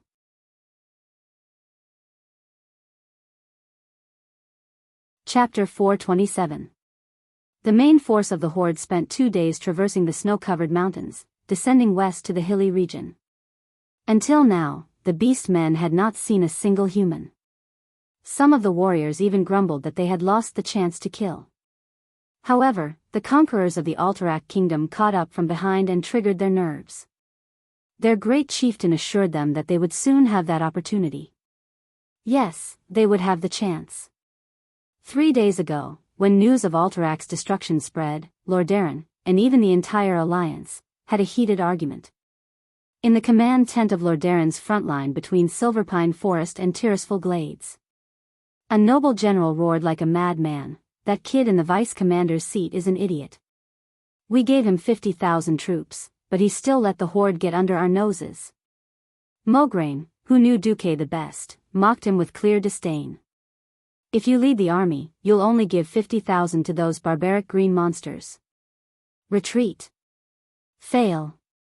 Lose the capital. This is the second in the alliance to lose the capital. Who's next? Lordaeron? Ironforge or Riptide Keep? Are we competing to see who will fall faster? No, we must keep the initiative in the hands of the people of Lordaeron. Your Majesty, you should use your influence to take back the position of commander and vice-commander." Another duke jumped out and slammed the table, attracting everyone's attention. His suggestion was immediately echoed by many nobles. Bang! Bang! Bang! He slammed the table, and Mograine did the same. As one of the few nobles who was extremely powerful, Mograine was not inferior to anyone in terms of making noise. Watch your mouth. Duke Shade. Changing the commander will only cause more chaos. Mograine's exposed muscles bulged, his veins bulging. The 2 commanders you speak of have done a good job. Under their leadership, we killed 500,000 beastmen. The only reason for this is that there are too many damned greenskins. The one called Santos did not give up. If His Majesty Menethil leads us, we can kill 1,000,000 orcs. Admittedly, this was a very skillful bootlicker. If it was any other time, King Tyrrhenas would have accepted it with a smile. Unfortunately, this was a time when they needed the help of the allies the most. The King of Lordaeron, who was sitting on the highest seat, said calmly, "If I were the commander, there would be no alliance." The nobles immediately shut up. The white-haired King Tyrrhenas rubbed his temples and turned to look at his best commander, High Lord Mograine. "What is your opinion?" "My Mograine. We can only retreat. The best soldiers of Lordaeron have been transferred here. The remaining city guards can't possibly deal with the core elites of the horde. If the combat power of this horde is as terrifying as Deputy Commander-in-Chief Marcus described," a few of the nobles stood up like cats whose tails had been stepped on. However, Tyrrhenas raised his hand and gestured for them to keep quiet, and they could only hold it in. "We don't have enough soldiers to fight on 2 fronts, so my answer is, yes." Ignoring the murderous gazes of the nobles whose fiefs were in the Tirisful woodlands, Mograine gritted his teeth. "We don't have enough troops to fight on 2 fronts, so my answer is, yes. My Majesty. We cannot afford to lose Lordaeron." Everyone knew this, but it was a different story when it came to the horde. Everyone knew that the horde was a swarm of locusts that would consume all the resources wherever they went. The horde was a nomadic people, and they had no concept of sustainable development. They hunted all the beasts in the forest and cut down all the trees. When they had no other choice, they would let the laborers feed the animals with plants. For example, the pigs captured from the humans were very much to the beastmen's liking. After fighting in the Silverpine Forest for so long, they had almost destroyed the entire forest. It was summer, and it was difficult to find a tree with green leaves. Once they retreated, the silver pine forest would become the template for the future Tirisful woodland.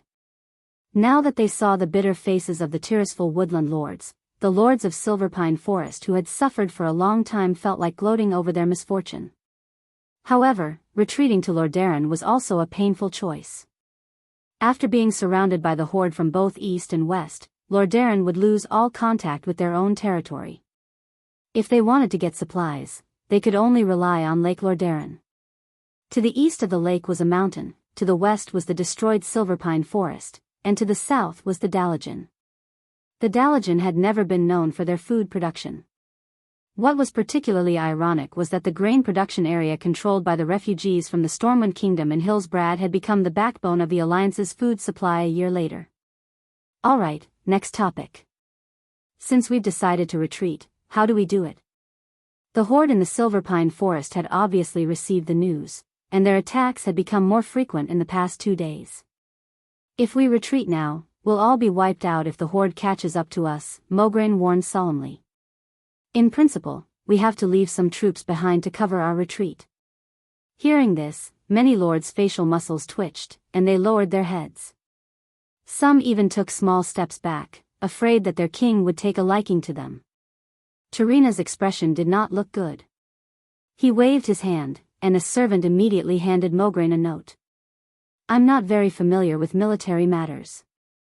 This is an idea that Duque gave me using magic. What do you think? Mograine's eyes lit up when he saw it. He said excitedly, he really is a military genius. Grom Hellscream personally led the army to attack the northern defense line of the Silver Pine Forest. As a pure warrior, he did not know much about strategy. Since Orgrim had sent him a letter to lead the army to the north, he continued to send small groups of troops to attack. The humans' performance when they had a solid base was much worse than when they were fighting in the wild. If these guys were allowed to return to Lordaeron, it would definitely increase the difficulty of the attack by a few levels. For the past few days, there had been continuous drumming in the north, as if telling the horde that they were on guard. In reality, as soon as the horde's troops got close, the drumming would become more intense, and according to the scale of the horde's attack, more human troops would pour out from the camp.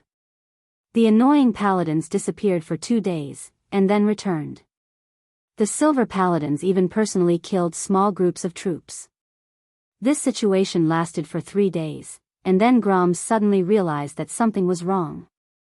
Oh no! The humans are escaping.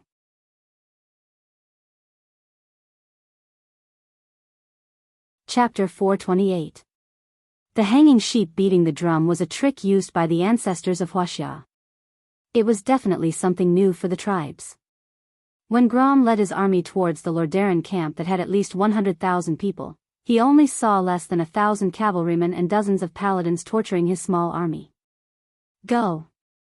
Go! On the plains, those with 2 legs could never outrun those with 4 legs. No matter how much Grom stared, he could only watch as the last troops of the Rotterdam Kingdom left them in the dust, while the tribe could only eat dirt behind them. In fact, the Lordaeron army that retreated 2 days earlier could not make it back to Lordaeron. The terrain of the Tirisful forest itself limited the speed of retreat. Not to mention, the 100,000 troops were squeezed on a forest road that only allowed 2 carriages to travel side by side. No matter how fast they marched, it would take them at least a week to reach Lordaeron. There were not many kings in this era who dared to use teleportation. King Tarinas was almost going crazy. He had seen the orcs' godly skill of attacking cities with his own eyes.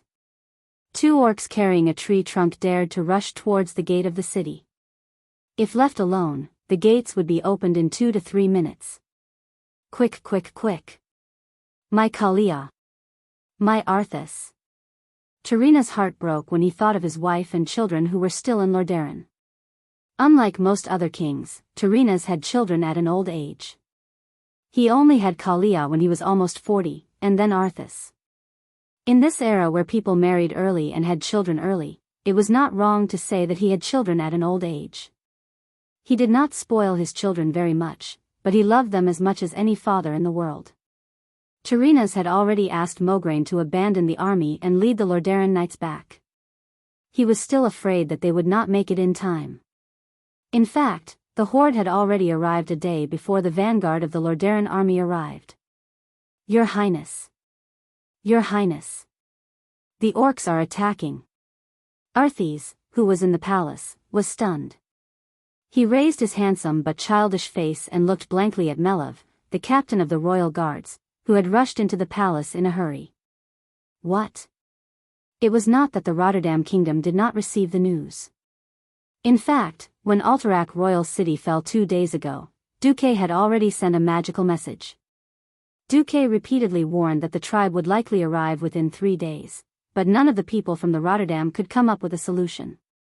Many nobles believed that it was impossible for the tribe to reach the Broken Ridge within 3 days because it would take at least 7 days for the humans to travel by land. When King Tyrrhenas was not in Lordaeron, Arthas was in charge of the kingdom. Of course, the 13-year-old Arthas was already quite assertive, but because of his age, he was still more of a mascot. At this moment, he completely ignored the nobles who were waiting to be summoned and were now whispering in fear. He suddenly stood up and waved his hand, gesturing for Molev to come forward. The orcs have arrived? Yes, Your Highness, the guard captain answered quickly. Melev was an experienced soldier. When he was young, Tyrrhenas had promoted him from a border guard to a guard. As time passed, he slowly rose to become the captain of the guards. Arthes knew him very well. Molev wasn't a coward. Right now, his face was pale and his body was trembling. They crossed the Alterac Mountains earlier than expected. In fact, by the time I reported to Your Highness, they should have already advanced to the shores of Lordaeron Lake. Arthes quickly walked past the guard captain and strode out of the inner palace. He practically jogged with the guards through the hall, climbed up the spiral staircase of the nearest tower, and walked to the nearest balcony. The melodious sound of a piano could be heard. The sound was so soft and pure that it seemed to make all the anxiety in one's heart disappear. It was the sound of Arthes's sister, Kalia. This was Kalia's piano room. When Arthas barged in wearing leather armor, the maids who were waiting by the piano, as well as Kalia herself, all raised their heads in shock. They stared blankly at Arthas, who was followed by Molev and the other guards, rushing in. Arthes? Princess Kalia asked tentatively. It's an emergency. Arthes waved his hand and quickly walked past them. Princess Kalia immediately realized the seriousness of the situation. She lifted her snow-white dress and trotted all the way to the balcony after Arthes. Then, she was stunned. The two siblings felt as if they were struck by lightning. There was a buzzing sound in their ears, and they could not hear anything. All other irrelevant things in their field of vision were filtered out. They stood there motionless, like marble statues. From the high east balcony, they could see the most beautiful scenery in the whole of Lordaeron. Nearby was the blue, sparkling Lordrel Lake that was as wide as the sea. In the distance, there was the endless, undulating Alterac Mountains like a barrier. At this moment, the scenery was still so breathtaking and majestic. However, on the empty grassland between the scenery and the white city walls of the Rotterdam Kingdom, there was a group of green people that were constantly squirming. This bright green torrent, which had nothing to do with nature, kept twisting and turning. It was like locusts eroding the entire grassland, spreading all the way to the shore of the lake. It was as if they wanted to fill everything in their field of vision with this green. This was not an illusion. Deputy Commander Duke Marcus' repeated warnings were not alarmist talk. This time, the horde had really come. With an unyielding murderous intent. With an endless amount of destruction. Arthes heard the screams of the maids behind him. However, other than the sound of his sister's breathing, he could not hear anything else. Molev. Arthes's roar woke the captain of the knights, who was staring at the scene in the distance with his mouth wide open. Your Highness. Molev quickly lowered his head. Sound the alarm. Close the city gates immediately. Get all the soldiers to the top of the wall. Other than defending the city walls, there is no other way to defend against their first wave of attack. Arthes, who was very assertive, made his decision. But, Your Highness, there are still thousands of refugees waiting for inspection outside the east gate. Arthes's cheek muscles twitched. Just force the door open. There are at least 3,000 refugees outside. Molev looked like he was about to cry. Arthes slapped him. Idiot. These 3,000 people are dead for sure. If we sacrifice 300,000 people in Lordaeron to save 3,000 people, we will be the sinners of Lordaeron. Go. Now. The captain covered his face and quickly left.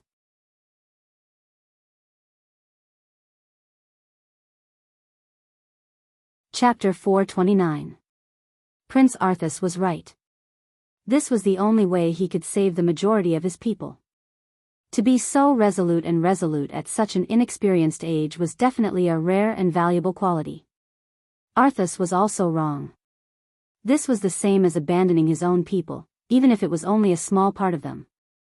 In this era where sacrifice, courage, and chivalry were emphasized, most kings who were brave enough would choose to send their generals or even personally lead the army to fight for a chance of survival for their citizens who had yet to enter the city. Princess Kalia covered her mouth and nose in shock, looking at Arthas in disbelief. It was as if she had just met Arthas for the first time, and not as a good brother and sister who had been in love with each other for 13 years. Sister. Father took away almost all the generals and mages. He didn't even leave any champion knights for me. Arthas complained angrily. Yes, no matter how brave a general was, he could not lead a group of pigs to victory. The pressure on the western front was too great. In the Silver Pine Forest, Grom Hellscream's ferocious attack was undoubtedly the best feint.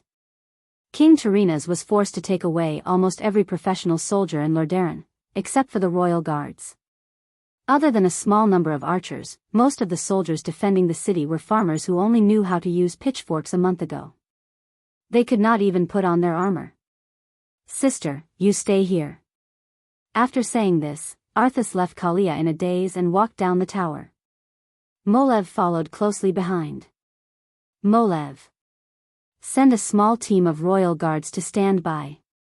If the east gate is breached, immediately bring my sister to the west and find my father. Your Highness, what about you?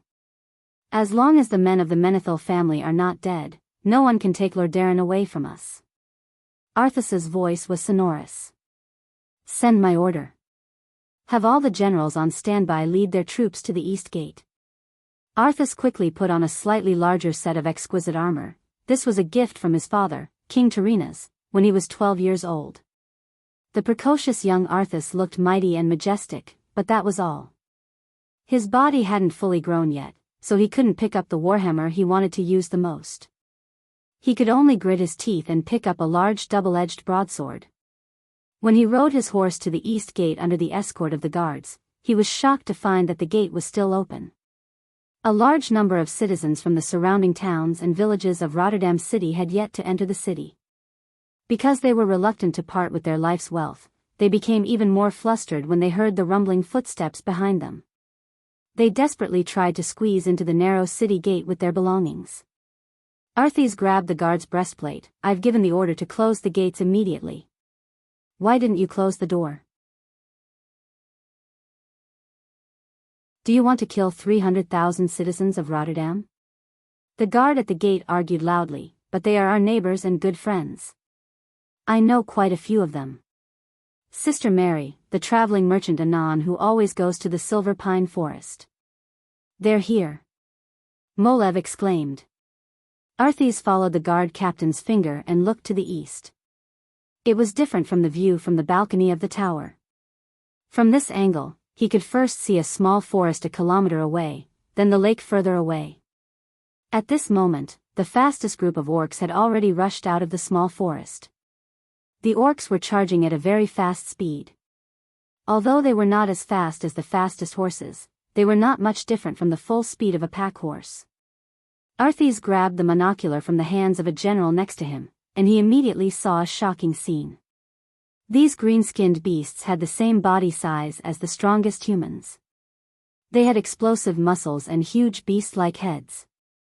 However, He couldn't see any large siege weapons, except for some heavy logs that he thought were giant warhammers, and some crudely made but shockingly long ladders.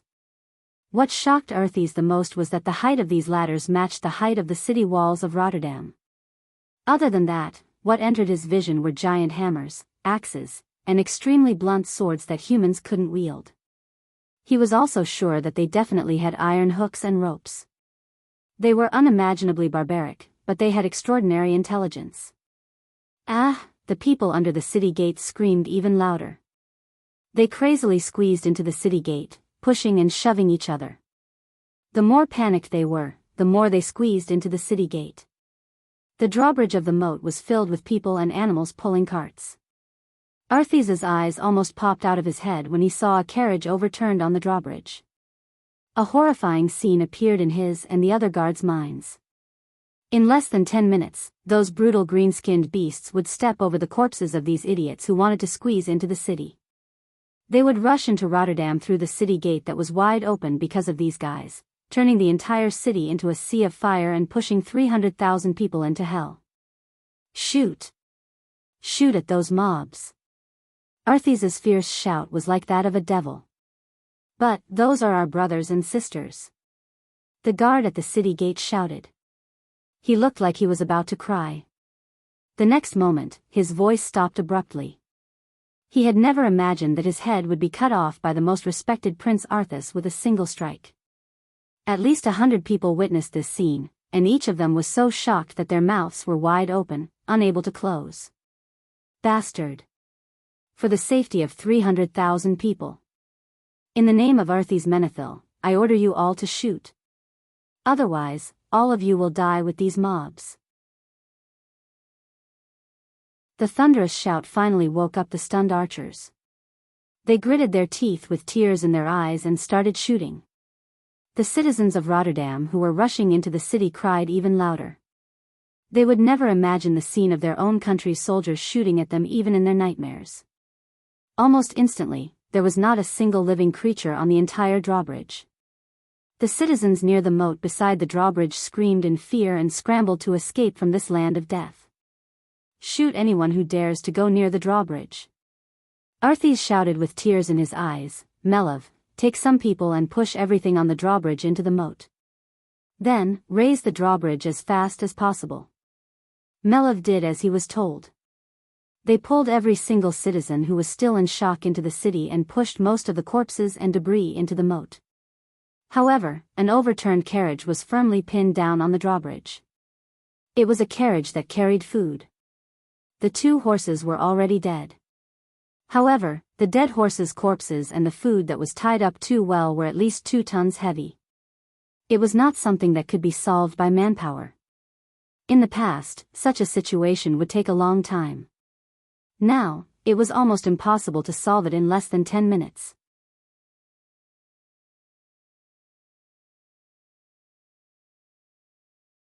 Chapter 430. In the distance, Orgrim was overjoyed at the sight. Ancestors above! Attack that gate! The great chief's voice inspired every beast man around him. The beast men who did not participate in the destruction of Alterac shouted loudly. The great chief had promised that they would have the chance to kill and destroy. Now, it was time for the great chief to fulfill his promise. The beast-man warriors seemed to be on steroids. Their footsteps quickened as they charged forward. On the other side, Arthes was distraught. Some sharp-eyed archers saw to him that the orcs were carrying some crude, pre-made bridges to cross the moat. This kind of preparation was very different from what he knew of the beast men. Furthermore, those huge wooden bridges were not something that humans could carry. But in his field of vision, there were only 2 beast men carrying these wooden bridges. The most unimaginable thing was that these beast men were actually wearing thick iron armor. What kind of terrifying power was this?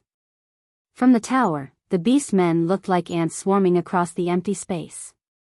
They quickly rushed across the empty space and approached the city walls. Arthes was shocked by the sheer number of them. These brutal beasts killed more than 2,000 people who were still lingering outside the moat in front of the Lordaeron guards as if they were cutting melons and vegetables. No, some people looked at the beast men with hatred, while others secretly glanced at Prince Arthas. Arthas did not notice, because the beastmen had already filled his eyes. Now, from the nearest point of his field of vision to the far distance, to the grasslands and groves by the edge of Lordamere Lake, to the valley where the cliffs of the mountains split open, he saw a dense crowd of orcs. His dream of waiting for his father to lead the army back was shattered. The horde was already there. They filled the valley and surrounded the city. Now the whole city looked like a dead leaf on a tree in autumn, about to fall. In the magic transmission mirror, Arthas had seen how the beastmen treated the fallen shattered ridge. He did not want that scene to happen again. The young prince worked hard. He had initially ordered the ballistae to shoot at the beastmen, but the effect was terrible. If it was a human army that was lined up neatly, one shot from a ballista could kill at least 10 people. The orcs who were charging in a scattered manner were clearly the bane of ballistae, which dealt high single-target damage but did not have large AoE attacks. Most of the ballistae did not hit their targets, which made the already flustered defenders very frustrated. Soon, the orcs entered the range of the archers. Fire. The scene of the enemies falling to the ground one after another did not happen. These terrifying monsters were wearing armor that was thicker than that of humans. Just by hearing the clanking of arrows, Arthas estimated that the armor of these monsters was at least a third of an inch, 8 millimeters, thick. Arthas suddenly came to a realization. That's right. The military manual that was personally written by the Alliance's Vice Commander Duke Marcus and distributed to all the Alliance's high-ranking generals had a line that said that bows and arrows were useless against the strong orcs. Only heavy javelins could kill orcs better. Javelins. Where are our javelins? Arthas bellowed. They've all been transferred away by His Majesty. Molev said with a sad face. In the midst of hesitation and panic, a large number of orcs had already rushed past the firing range of the long-range weapons. Thousands of orcs threw crude wooden bridges onto the moat, and some orcs who could not wait any longer even began to cross the river. Arthas' heart sank. It was midsummer, and because of the temperature, the water level of the entire Lordamere Lake had dropped. The water level of the moat that connected to Lordamere Lake had also dropped. It was only about 2 meters deep. To most humans, this was a disaster. But for the huge and burly orcs, who were over 7 feet, 1 m, tall, it was a depth that they could easily cross. He did not know why the orcs were so confident that they could directly jump into the water, but it was obvious that the orcs had planned this beforehand, and they had succeeded. The orcs either rushed over the bridge or crossed the river with crude shields to protect their heads. The orcs began to use huge wooden ladders to climb the city wall. Because the wooden ladders were generally too heavy and had barbs, the defenders could not push them away at all. The gate can't hold on any longer. A scream made Arthas tremble. Only 4 orcs rushed over the suspension bridge, and they used huge logs as battering rams to violently attack the gate. The gorgeous white gate seemed to be on the verge of collapse. If the huge gate had not been well covered with iron sheets, the huge impact alone would have been enough to blow the gate open. From this angle, Arthas could not see the whole thing clearly, but he could hear the sound of wood cracking and metal twisting. Arthas knew that the gate would not be able to hold on for long. The Prince of Lordamere shook his head frantically, trying to put the shouts behind him. He was distraught. More than one orc had climbed up the city wall not far from the archer tower he was standing on. He immediately realized that if he did not leave quickly, when the surrounding city walls were all occupied by orcs, he would be surrounded and killed in this archer tower. Molev obviously realized this as well. He waved his hand, and the royal guards rushed down the spiral ladder to open a path for Arthas. The result was not good. In just a short 10 seconds, Arthas had already heard the screams of at least 7 people before they died. "Your Highness, hurry up and leave." Molev's voice came from below. Arthas quickly swung his legs. The metal leg armor made his steps a little heavy, but he maintained his balance well. The scene in front of him suddenly brightened. He came out of the narrow staircase door of the archer tower, and the terrible sound of fierce fighting suddenly rushed towards him. This sound was completely different from the sound of the archer tower, which was 2 or 3 stories higher than the city walls. Arthes was stunned for a moment. A second later, he immediately discovered that there was a burly green-skinned orc waving a warhammer at him. His mouth was wide open, revealing his sharp fangs. He waved his heavy warhammer. Arthes had no choice but to swing his sword to meet the orc's sledgehammer. Bang! After a muffled sound of metal and wood colliding, the prince was sent flying. He hit the battlements and saw stars. He painfully realized that he was not an adult warrior. Even though he had a burly body that far surpassed his peers and trained himself strictly, his muscles were still not perfect. His strength was still not at its peak. Your Highness. Molev rushed out like lightning, stabbing the orc who tried to attack Arthes with his spear. At this moment, every single person from Rotterdam heard the roar of the city gate collapsing.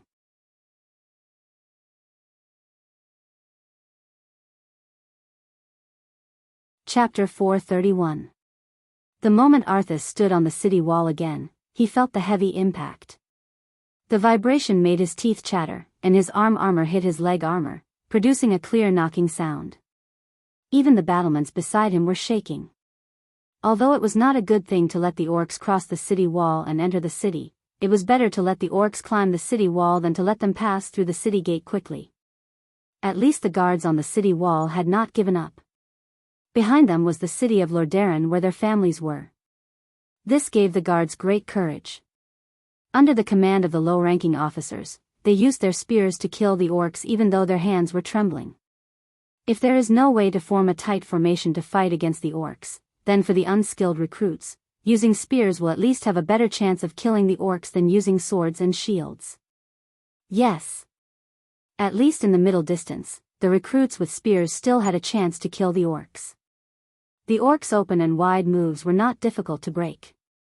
Even for the recruits, they would most likely hit the target with their spears. As for where they would hit, it would depend on whether Lady Luck was on their side. Hold on. He shouted to a lieutenant who was standing near the city gate and looking up. Call some people over and block the city gate. With what, Your Highness? The slightly panicked young officer asked Arthes. With anything you can find. Arthes replied. He looked outside the city wall and saw the countless orcs, the orcs who were attacking and preparing to destroy the city that he was supposed to inherit. Arthes's face was filled with the darkest despair. On the high tower of the palace, Princess Kalia clenched her hands and looked into the distance nervously. Nearby, everything was the same as before. The round towers with a white background were all magnificent. Beside the huge towers were gorgeous flying buttresses inlaid with all kinds of exquisite carvings. These supporting pillars that extended from the sides of the towers surrounded and protected the towers well. Just like the vast territory of Lordaeron, they surrounded and protected the most beautiful pearl of the Lordaeron continent, Lordaeron City. But in the distance, death and destruction were spreading. Even if they were unwilling, after the east gate of Lordaeron City was knocked down, the huge crash could be heard clearly even in the palace 2 kilometers away. Your Highness Kalia. Her Highness Arthes has ordered us to escort you out of Lordaeron immediately if the east gate is breached. A captain of the Wang family's guards stood at the entrance of Kalia's piano room with a group of solemn-looking guards. Ignoring the trembling of the beautiful maids beside her, Kalia put down her binoculars and pointed at the silver-white figures on the city wall. Those were the warriors of Rotterdam. They didn't take down the city walls. The beautiful princess was still trying to defend herself. The tears rolling down her exquisite face broke the guards' hearts. If there's a hero who can block the city gates now, Lordaeron can still be saved. Rotterdam could still be saved. The entire Rotterdam alliance can still be saved. Although he did not have the heart to break the fantasy of the young and beautiful princess, the guard captain was still loyal to his duty. I'm sorry, Your Highness, we can't hope for a miracle. The truth is that the Alliance's army has yet to arrive, and the east gate of Lordaeron has already been breached. Many battles have proven that humans are unable to withstand the attacks of the orcs in urban warfare. No. He'll come. Princess Kalia said in a different tone. Then, as if to strengthen her tone, she clenched her fists and straightened her curvaceous body, emphasizing loudly, "He'll definitely come." Who was he? The guards did not know, but every maid beside Kalia knew. Who was that he? Ever since he gave the princess that unique and beautiful magic rose, her heart had been captured by him. Every night, she would dream of him. Every morning, reading the battle reports about him was the most important morning lesson for the princess. Every time she saw how he wiped out so many orcs with his brilliance, and every time she saw how he brought a powerful ally to the alliance, the princess's face would blush like a young girl in love. That's right. He was the only hero in the princess' heart. The young hero who captured her heart, saved countless people, and led the entire alliance, and even the entire human race to victory, Duke Marcus. The guard captain continued to persuade her, "Your Highness." The Horde's attack was too fast, and Alterac was defeated too quickly. They couldn't even form a decent line of defense. Sir Marcus is not a god. He can't create so many troops out of thin air to save Lordaeron. His Majesty's vanguard will take at least a day to arrive. No, he'll come. Even if he's alone, he'll come. He's the hero of the Alliance. He's saved countless people who were persecuted by the Horde. He'll definitely come to save Lordaeron, save. Kalia wanted to say, "Save me," but when the words came to her mouth, she suddenly realized that there was nothing between her and Duque. Ever since that meeting, the two of them had not communicated at all. And what made her even more depressed was that Duque seemed to be infatuated with a female high elf ranger general. The captain seemed to want to say something, but was interrupted by Kalia. "Say no more. My brother is still fighting on the city wall. I won't run away alone. If destruction is the fate of Lordaeron, the fate of the Menethil royal family, then I will accept it calmly." After Kalia finished speaking in one breath, she bit her lip hard, her beautiful blue eyes staring into the distance, quietly waiting for a miracle to happen. Everyone could see that Princess Kalia was close to being possessed. She was madly infatuated with Duque, who had a halo of miracles. That absolute obsession had sublimated into a kind of blind obedience, a kind of faith. This kind of fanatic behavior was the biggest headache for the guards. The guard captain suddenly pointed at the black dot in the distant sky. "Excuse me. Your Highness. Even if we have to tie you up, we will send you safely away. Look, the Horde's wyverns are almost here. When they arrive, we have no confidence in sending you away." Kalia suddenly shouted, and everyone could hear the ecstasy in her voice. "No, open your eyes. Those are griffins. Not wyverns. Can't you tell the difference between red and white?" The guard captain looked in shock at the black dot that covered the southeast lakeside and rushed towards them at high speed. A few seconds ago, it was still a black dot, but a few seconds later, he could see faint white wings vibrating. Yes.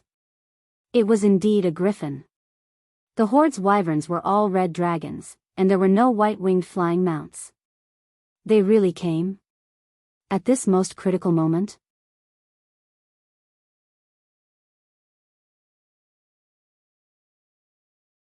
Chapter 432. The city could not be defended. Without reinforcements, they could only unleash 50% of their 100 combat power unless they were destined to be massacred. However, it was different with reinforcements.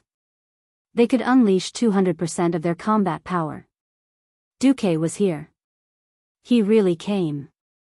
With an army of nearly 1,000 griffins. Before the griffins arrived, Duque moved. A series of flashing lights appeared in the air. The lights were so short and continuous that they left a long and huge arc in people's eyes. It went straight from the sky to the east gate of Rotterdam. At this moment, when Rotterdam, the core of the alliance, was about to fall, Duque arrived. There was a loud sound in the sky, and Duque made his appearance. The water elements in the air were gathering at a high speed, and the water in the moat was rising. Under the gaze of tens of thousands of orc and human warriors, Duque gathered a large amount of water and poured it into the entire city gate in just a few seconds. In just an instant, the city gate that was already open was completely blocked by a huge block of ice. Orgrim. Have you asked for my permission before attacking Rotterdam? A loud shout, amplified by magic, penetrated the entire orc formation and reached far away.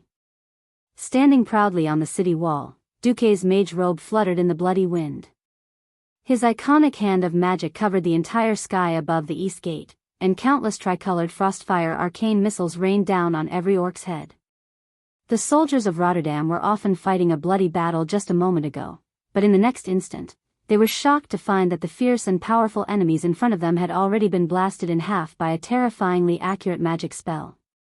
All of a sudden, with the east gate as the center, the orcs within 200 meters were emptied. After a short moment of shock, the entire city wall immediately burst into thunderous cheers. Long live the Alliance! Long live Lord Marcus! God bless Rotterdam! At this moment, Arthas, who was retreating to the palace under the cover of the royal guards, suddenly realized that the situation behind him had changed. The city gate at the end of the long street was blocked by a huge translucent block of ice. Arthas turned around just in time to see the horde that had just charged into the city being instantly killed by a gorgeous magic. Countless white hands of magic rained down from the sky. The only one who could do this was the legendary vice-commander of the Alliance, Duke Marcus, who had inherited the title of Hundred-Handed Reaper from his master. Looking at the magnificent magic attacks and the dwarf griffin knights hovering above the city walls and killing the horde with their thunder hammers, Arthas suddenly felt ridiculous. If I knew this would happen, I wouldn't have run. The griffin flew towards a tall tower near the city walls. When it almost stopped, an agile elven ranger jumped down from the griffin's back and stood on top of the tower, raining down arrows outside the city. The extraordinary archery skills of the elven rangers were on full display at this moment. They could shoot arrows with a long parabola just by feeling, and with the help of the tower, they could extend the range to more than 200 meters. The griffin knights that flew back to the battlefield did not use their usual trick of letting the griffins swoop down to kill the orcs.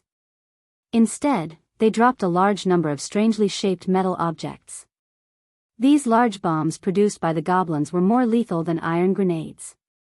Once they were hit by an impact, they would immediately explode violently. The battlefield was suddenly filled with explosions, and corpses and broken limbs were everywhere. Watching this scene from afar, Orgrim's face turned green again. Duque was definitely the only one who could make the great chief's brown-red face turn green again and again. Duque, Marcus, to Orgrim, to the entire horde, this name was almost a nightmare. No, not a nightmare, but a terrifying existence that had been upgraded to a curse. Again and again. Again and again. Every time the horde saw the hope of complete victory, there would always be Duque or Duque's creation to stop the horde from achieving complete victory. It was impossible for Duque to be like the gods of legend, leaving his avatars in every corner of the world at the same time. On every battlefield, there were legends about Duque. His stratagems, his commanders, the strange but effective mechanical creations he invented, they almost always restrained the horde's offensive. Orgrim could not help but wonder if the heavens had specially sent Duque to deal with their horde.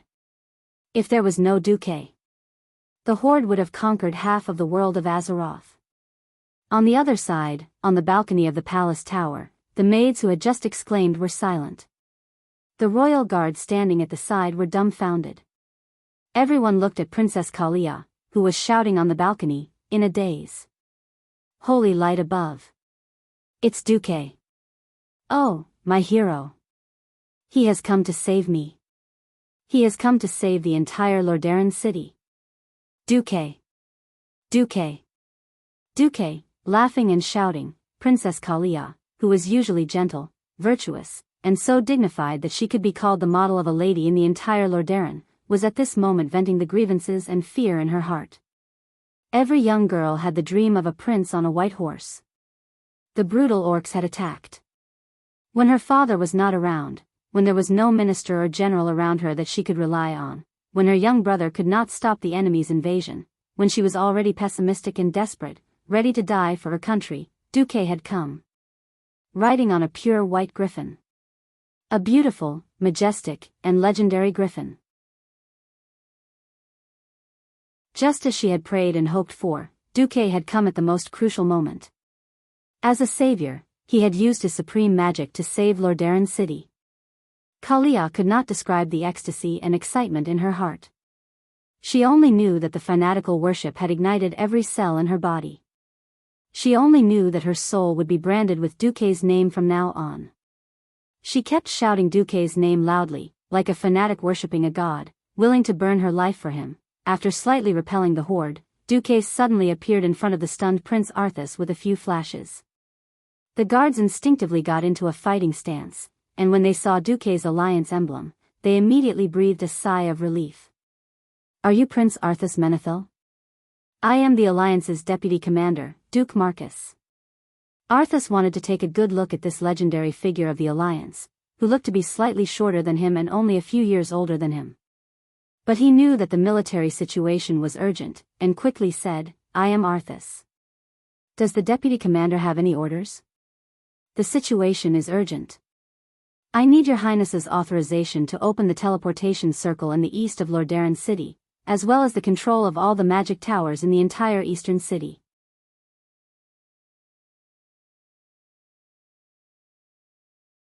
Chapter 433. Arthas froze for a moment before remembering something that infuriated him. Because the elite team of mages sent to Alterac had been annihilated, the entire Lordaeron couldn't find a single team of mages to activate the magic defense tower in the city. If they had the protection of the magic tower, how could the horde have attacked the city so easily? Those things could be settled later. The most important thing now was to kill the horde. Arthas was never lacking in decisiveness. He took off his necklace and passed it to Duque. "Show this to any court wizard, and they will know that it is the decree of the Menethil royal family. Press it on the magic formation, and you will gain control of any teleportation formation or magic tower outside of the city." "Thank you, Your Highness." Duque left in a flash. Seeing a series of flashes of light, and in a few seconds, he reached the teleportation formation hundreds of meters away. Arthas suddenly felt a sense of longing. It would be wonderful if Duque was his vassal. Arthas's ambition was destined to never come true. The young Arthas did not know how unreliable this transmigrator Duque was. In any case, at this moment, saving Lordaeron was the top priority. Actually, Duque also wanted to curse. It was not that he had not asked Tarinas for the control of the teleportation formation, so that his reinforcements could arrive earlier. King Tarinas refused, citing the unanimous opposition of the court wizards around him. Their thoughts were understandable. A national treasure could not be easily lent to someone else. Once the control of the teleportation formation was lent, who knew if there would be a backdoor in the future? Moreover, the teleportation formation was not something that just anyone could play with. Generally speaking, a Morningstar wizard who was more familiar with spatial magic could guarantee that nothing would happen when they teleported to a city with a teleportation formation. If one was not at the level of a Radiant Moon wizard, they would not have absolute confidence that the teleportation formation they created would be a success. They would not teleport a living person, and the other side would receive something that did not look like a human. Teleportation formations were mostly used between main cities, and the material costs were astronomical. They would not be used unless it was absolutely necessary. That was why Tarinas did not teleport many wizards back. Now, the situation was very different. The city was about to be breached, and there was no need to keep it a secret. If they were to continue hiding, they would just have to wait for the orcs to regroup and attack, and then be slaughtered by the horde. When Duque appeared near the portal and saw the necklace Duque took out, the captain and the court mage heaved a sigh of relief. It seemed that they had already discussed the problem of the portal. Obviously, handing it over to Duque was the most ideal choice. Duque did not argue and quickly took control of the portal. Of course, Duque's work was definitely different from that of an ordinary mage. No mage could be like Duque, who secretly made a copy of the teleportation portal and all the spatial coordinates of the entire Rotterdam city while activating the authority of the portal. In the name of Menethil, open the portal, the the soldiers of the Rotterdam Kingdom were shocked to discover that several teleportation portals near the eastern city wall had suddenly opened, and a large number of elves were rushing out of the blue and white illusory teleportation portals. Not only were there many rangers with longbows and at least 3 quivers on their backs, but there were also a few infantrymen and mages in long robes. Apart from Duque, if anyone could control the situation, they would realize that the number of elven wizards in Rotterdam City had exceeded 500. The organization of high elven wizards was completely different from that of human wizards. For human wizards, a sky wizard was usually the captain, and the ones leading them were mostly morning stars. After all, a radiant moon wizard was usually the chief court mage of a certain palace.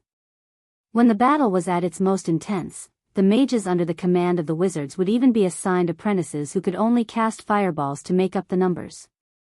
The high elven wizards, sky wizards, usually took up half of the high elven wizards, while the remaining 40% were earth wizards and 10% were morning stars.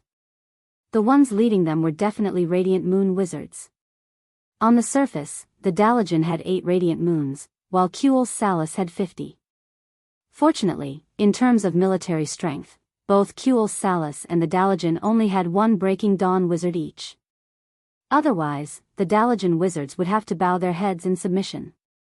When the teleportation gate next to Duque opened, a female elven wizard with a hot figure and a robe with very little fabric walked out first, followed by 2 elven rangers that Duque recognized.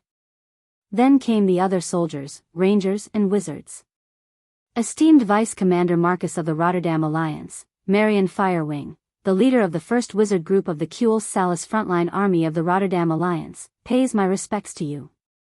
The radiant moon elven wizard's robe had very little fabric, and Duque retracted his gaze after a single glance. Damn it. This robe was almost comparable to the insight magic robe that Duque had worn before he transmigrated. It had a high slit on the legs and a heart-shaped hollowness on the chest. Did you come to fight a war or catch a rich man? The other 2 fellows were much more pleasing to the eye. In fact, they could be considered old friends. Brigadier General Roselma Theron and her subordinates reporting to Sir Marcus. Brigadier General Haduran Brightwing reporting to Sir Marcus. Duque keenly noticed that these 2, who had been Silveryman's big 3 in his previous life, had now been promoted to generals. This was the result of him poaching Aurelia and Queen Sylvanas in advance. In order to fulfill the alliance, Kuel Salus had to send out the wizard group and rangers. The rangers, who had not been valued in the past, had now become the main force. The high elves were proud. Even though they had almost knelt before and their army had been beaten like dogs, they were still unwilling to bow their heads in front of humans. They were still unwilling to lower their heads in front of humans, so it was a blessing in disguise that Roselma and Haduran had not followed the Windrunner family's rangers. Without further ado, Generals Theron and Brightwing, please have your people quickly occupy all the tall towers. I want you to push the beastmen back. Understood. The 2 future big leaders quickly led their people away. What about me? Marion winked at Duque flirtatiously. Even though Marion had deliberately downplayed her status as a Silvery Moon counselor and even used honorifics with him as a Radiant Moon wizard, Duque could tell at a glance that for some reason, she wanted to get close to him. Duque ignored the heat in front of him. Sir Firewing, I've already opened up control of the magic tower to your people. I need you and your people to build an ice defense line along the moat. The most important thing now is to stabilize it. Understood. Marion was quite smart. At least she would not waste Duque's time at a time like this.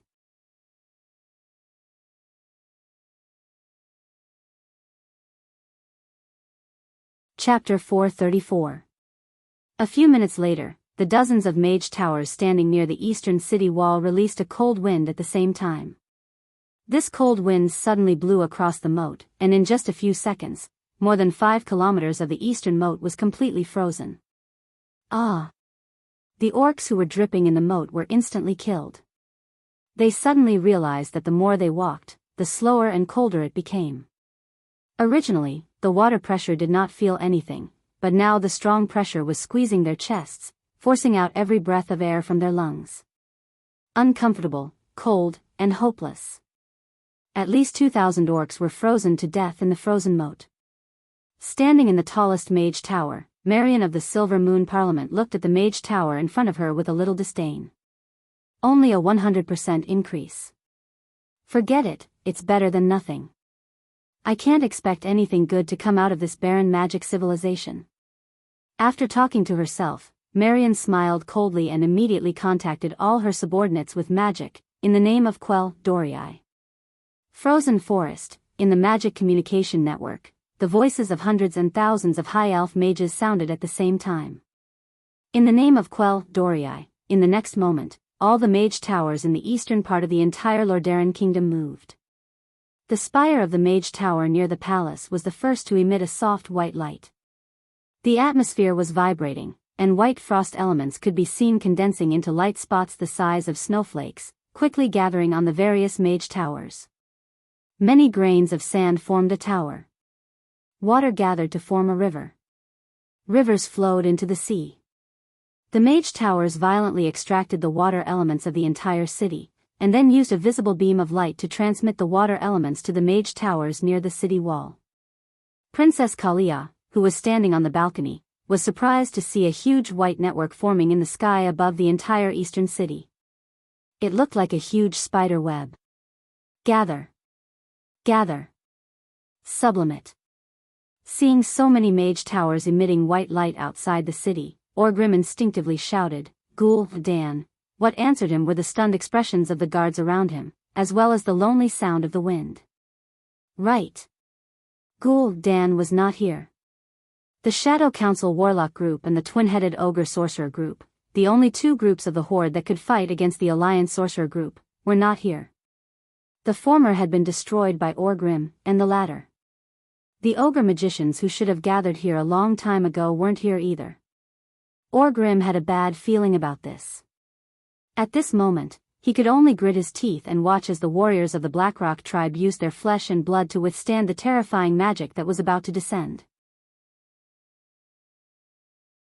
It was only at times like this that Orgrim could truly feel the importance of the warlocks and mages of the Horde that he loved and hated. It was too late. Frozen Forest was activated. In the entire defensive line, the moat was an important link. The moat, dug along the edge of the city and channeled water from Lake Lordamere, suddenly turned on the orcs. Countless translucent, ice-cold crystal clusters arched their spines in the moat that stretched for miles like ice hedgehogs. The icicles pierced through the countless orc warriors who were killing wantonly a moment ago, unleashing their savagery and violence. Their thick armor could not stop the icicles' sharpness.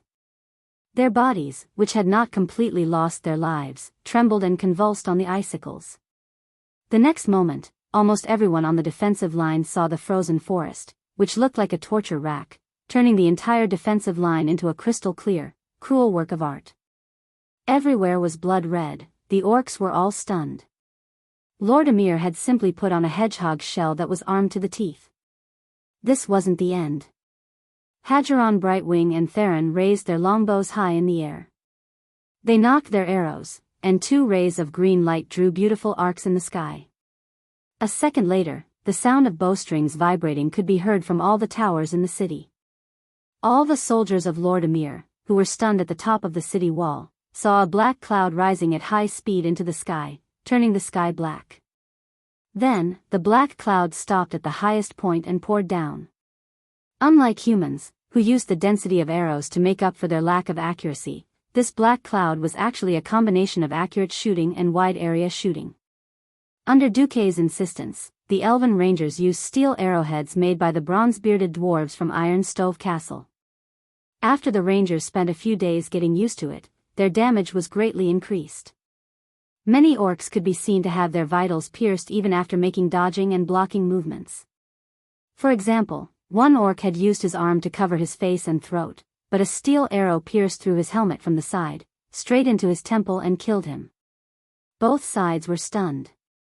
Within 30 meters of the moat, there was not a single orc alive. Attack? Or not attack? This was a serious question. We can't retreat. We must attack. If we miss today, we might not have the chance to take down the core capital of the Alliance so easily in the future. Orgrim roared. His plan was right. He had finally found a chance to deal a heavy blow to the core kingdom of the Alliance. He could not give it up just like that. After the brief ecstasy of destroying Alterac, Orgrim finally realized that he had to destroy the will of the humans, elves, and dwarves to resist. The 10 countries of the Alliance, 7 human kingdoms, 2 dwarven kingdoms, and a high elf. Today, the Horde did not have the absolute upper hand in terms of combat power. A protracted war was something the Horde did not want to see. The Horde was rapidly weakening. Orgrim knew that if they could not defeat the Alliance within this year, and turn the battle into a war of annihilation, the Horde would most likely be counterattacked and lose all the territory they had conquered. Orgrim gave Samuro a look, then waved his hand at the 2 troll chiefs. Immediately, the trolls and the sword sages of the Fireblade clan pressed forward. The trolls and elves had been fighting for thousands of years, and knew each other very well. The trolls would never lose to the elven rangers. Under the cover of hundreds of orc warriors with human tower shields, thousands of trolls approached the city walls fearlessly, and started shooting at the elven rangers. The powerful and heavy javelins shot towards the tower with a momentum that almost defied gravity. Even if they missed, the javelins would still cause rocks to fly everywhere when they hit the top of the tower. The elven rangers had no choice but to dodge, and use the shooting holes of the human towers to retaliate against the trolls. This way, their field of vision and shooting were severely affected. At the same time, the agile sword sages leaped up the city walls through the gaps in the ice crystal forest, crossed the city walls, and aimed at the elven mages in the mage towers. You're tuning in to the Biyao's Wuxia Chronicles YouTube channel. Don't forget to subscribe and join us on this journey to catch the most captivating stories.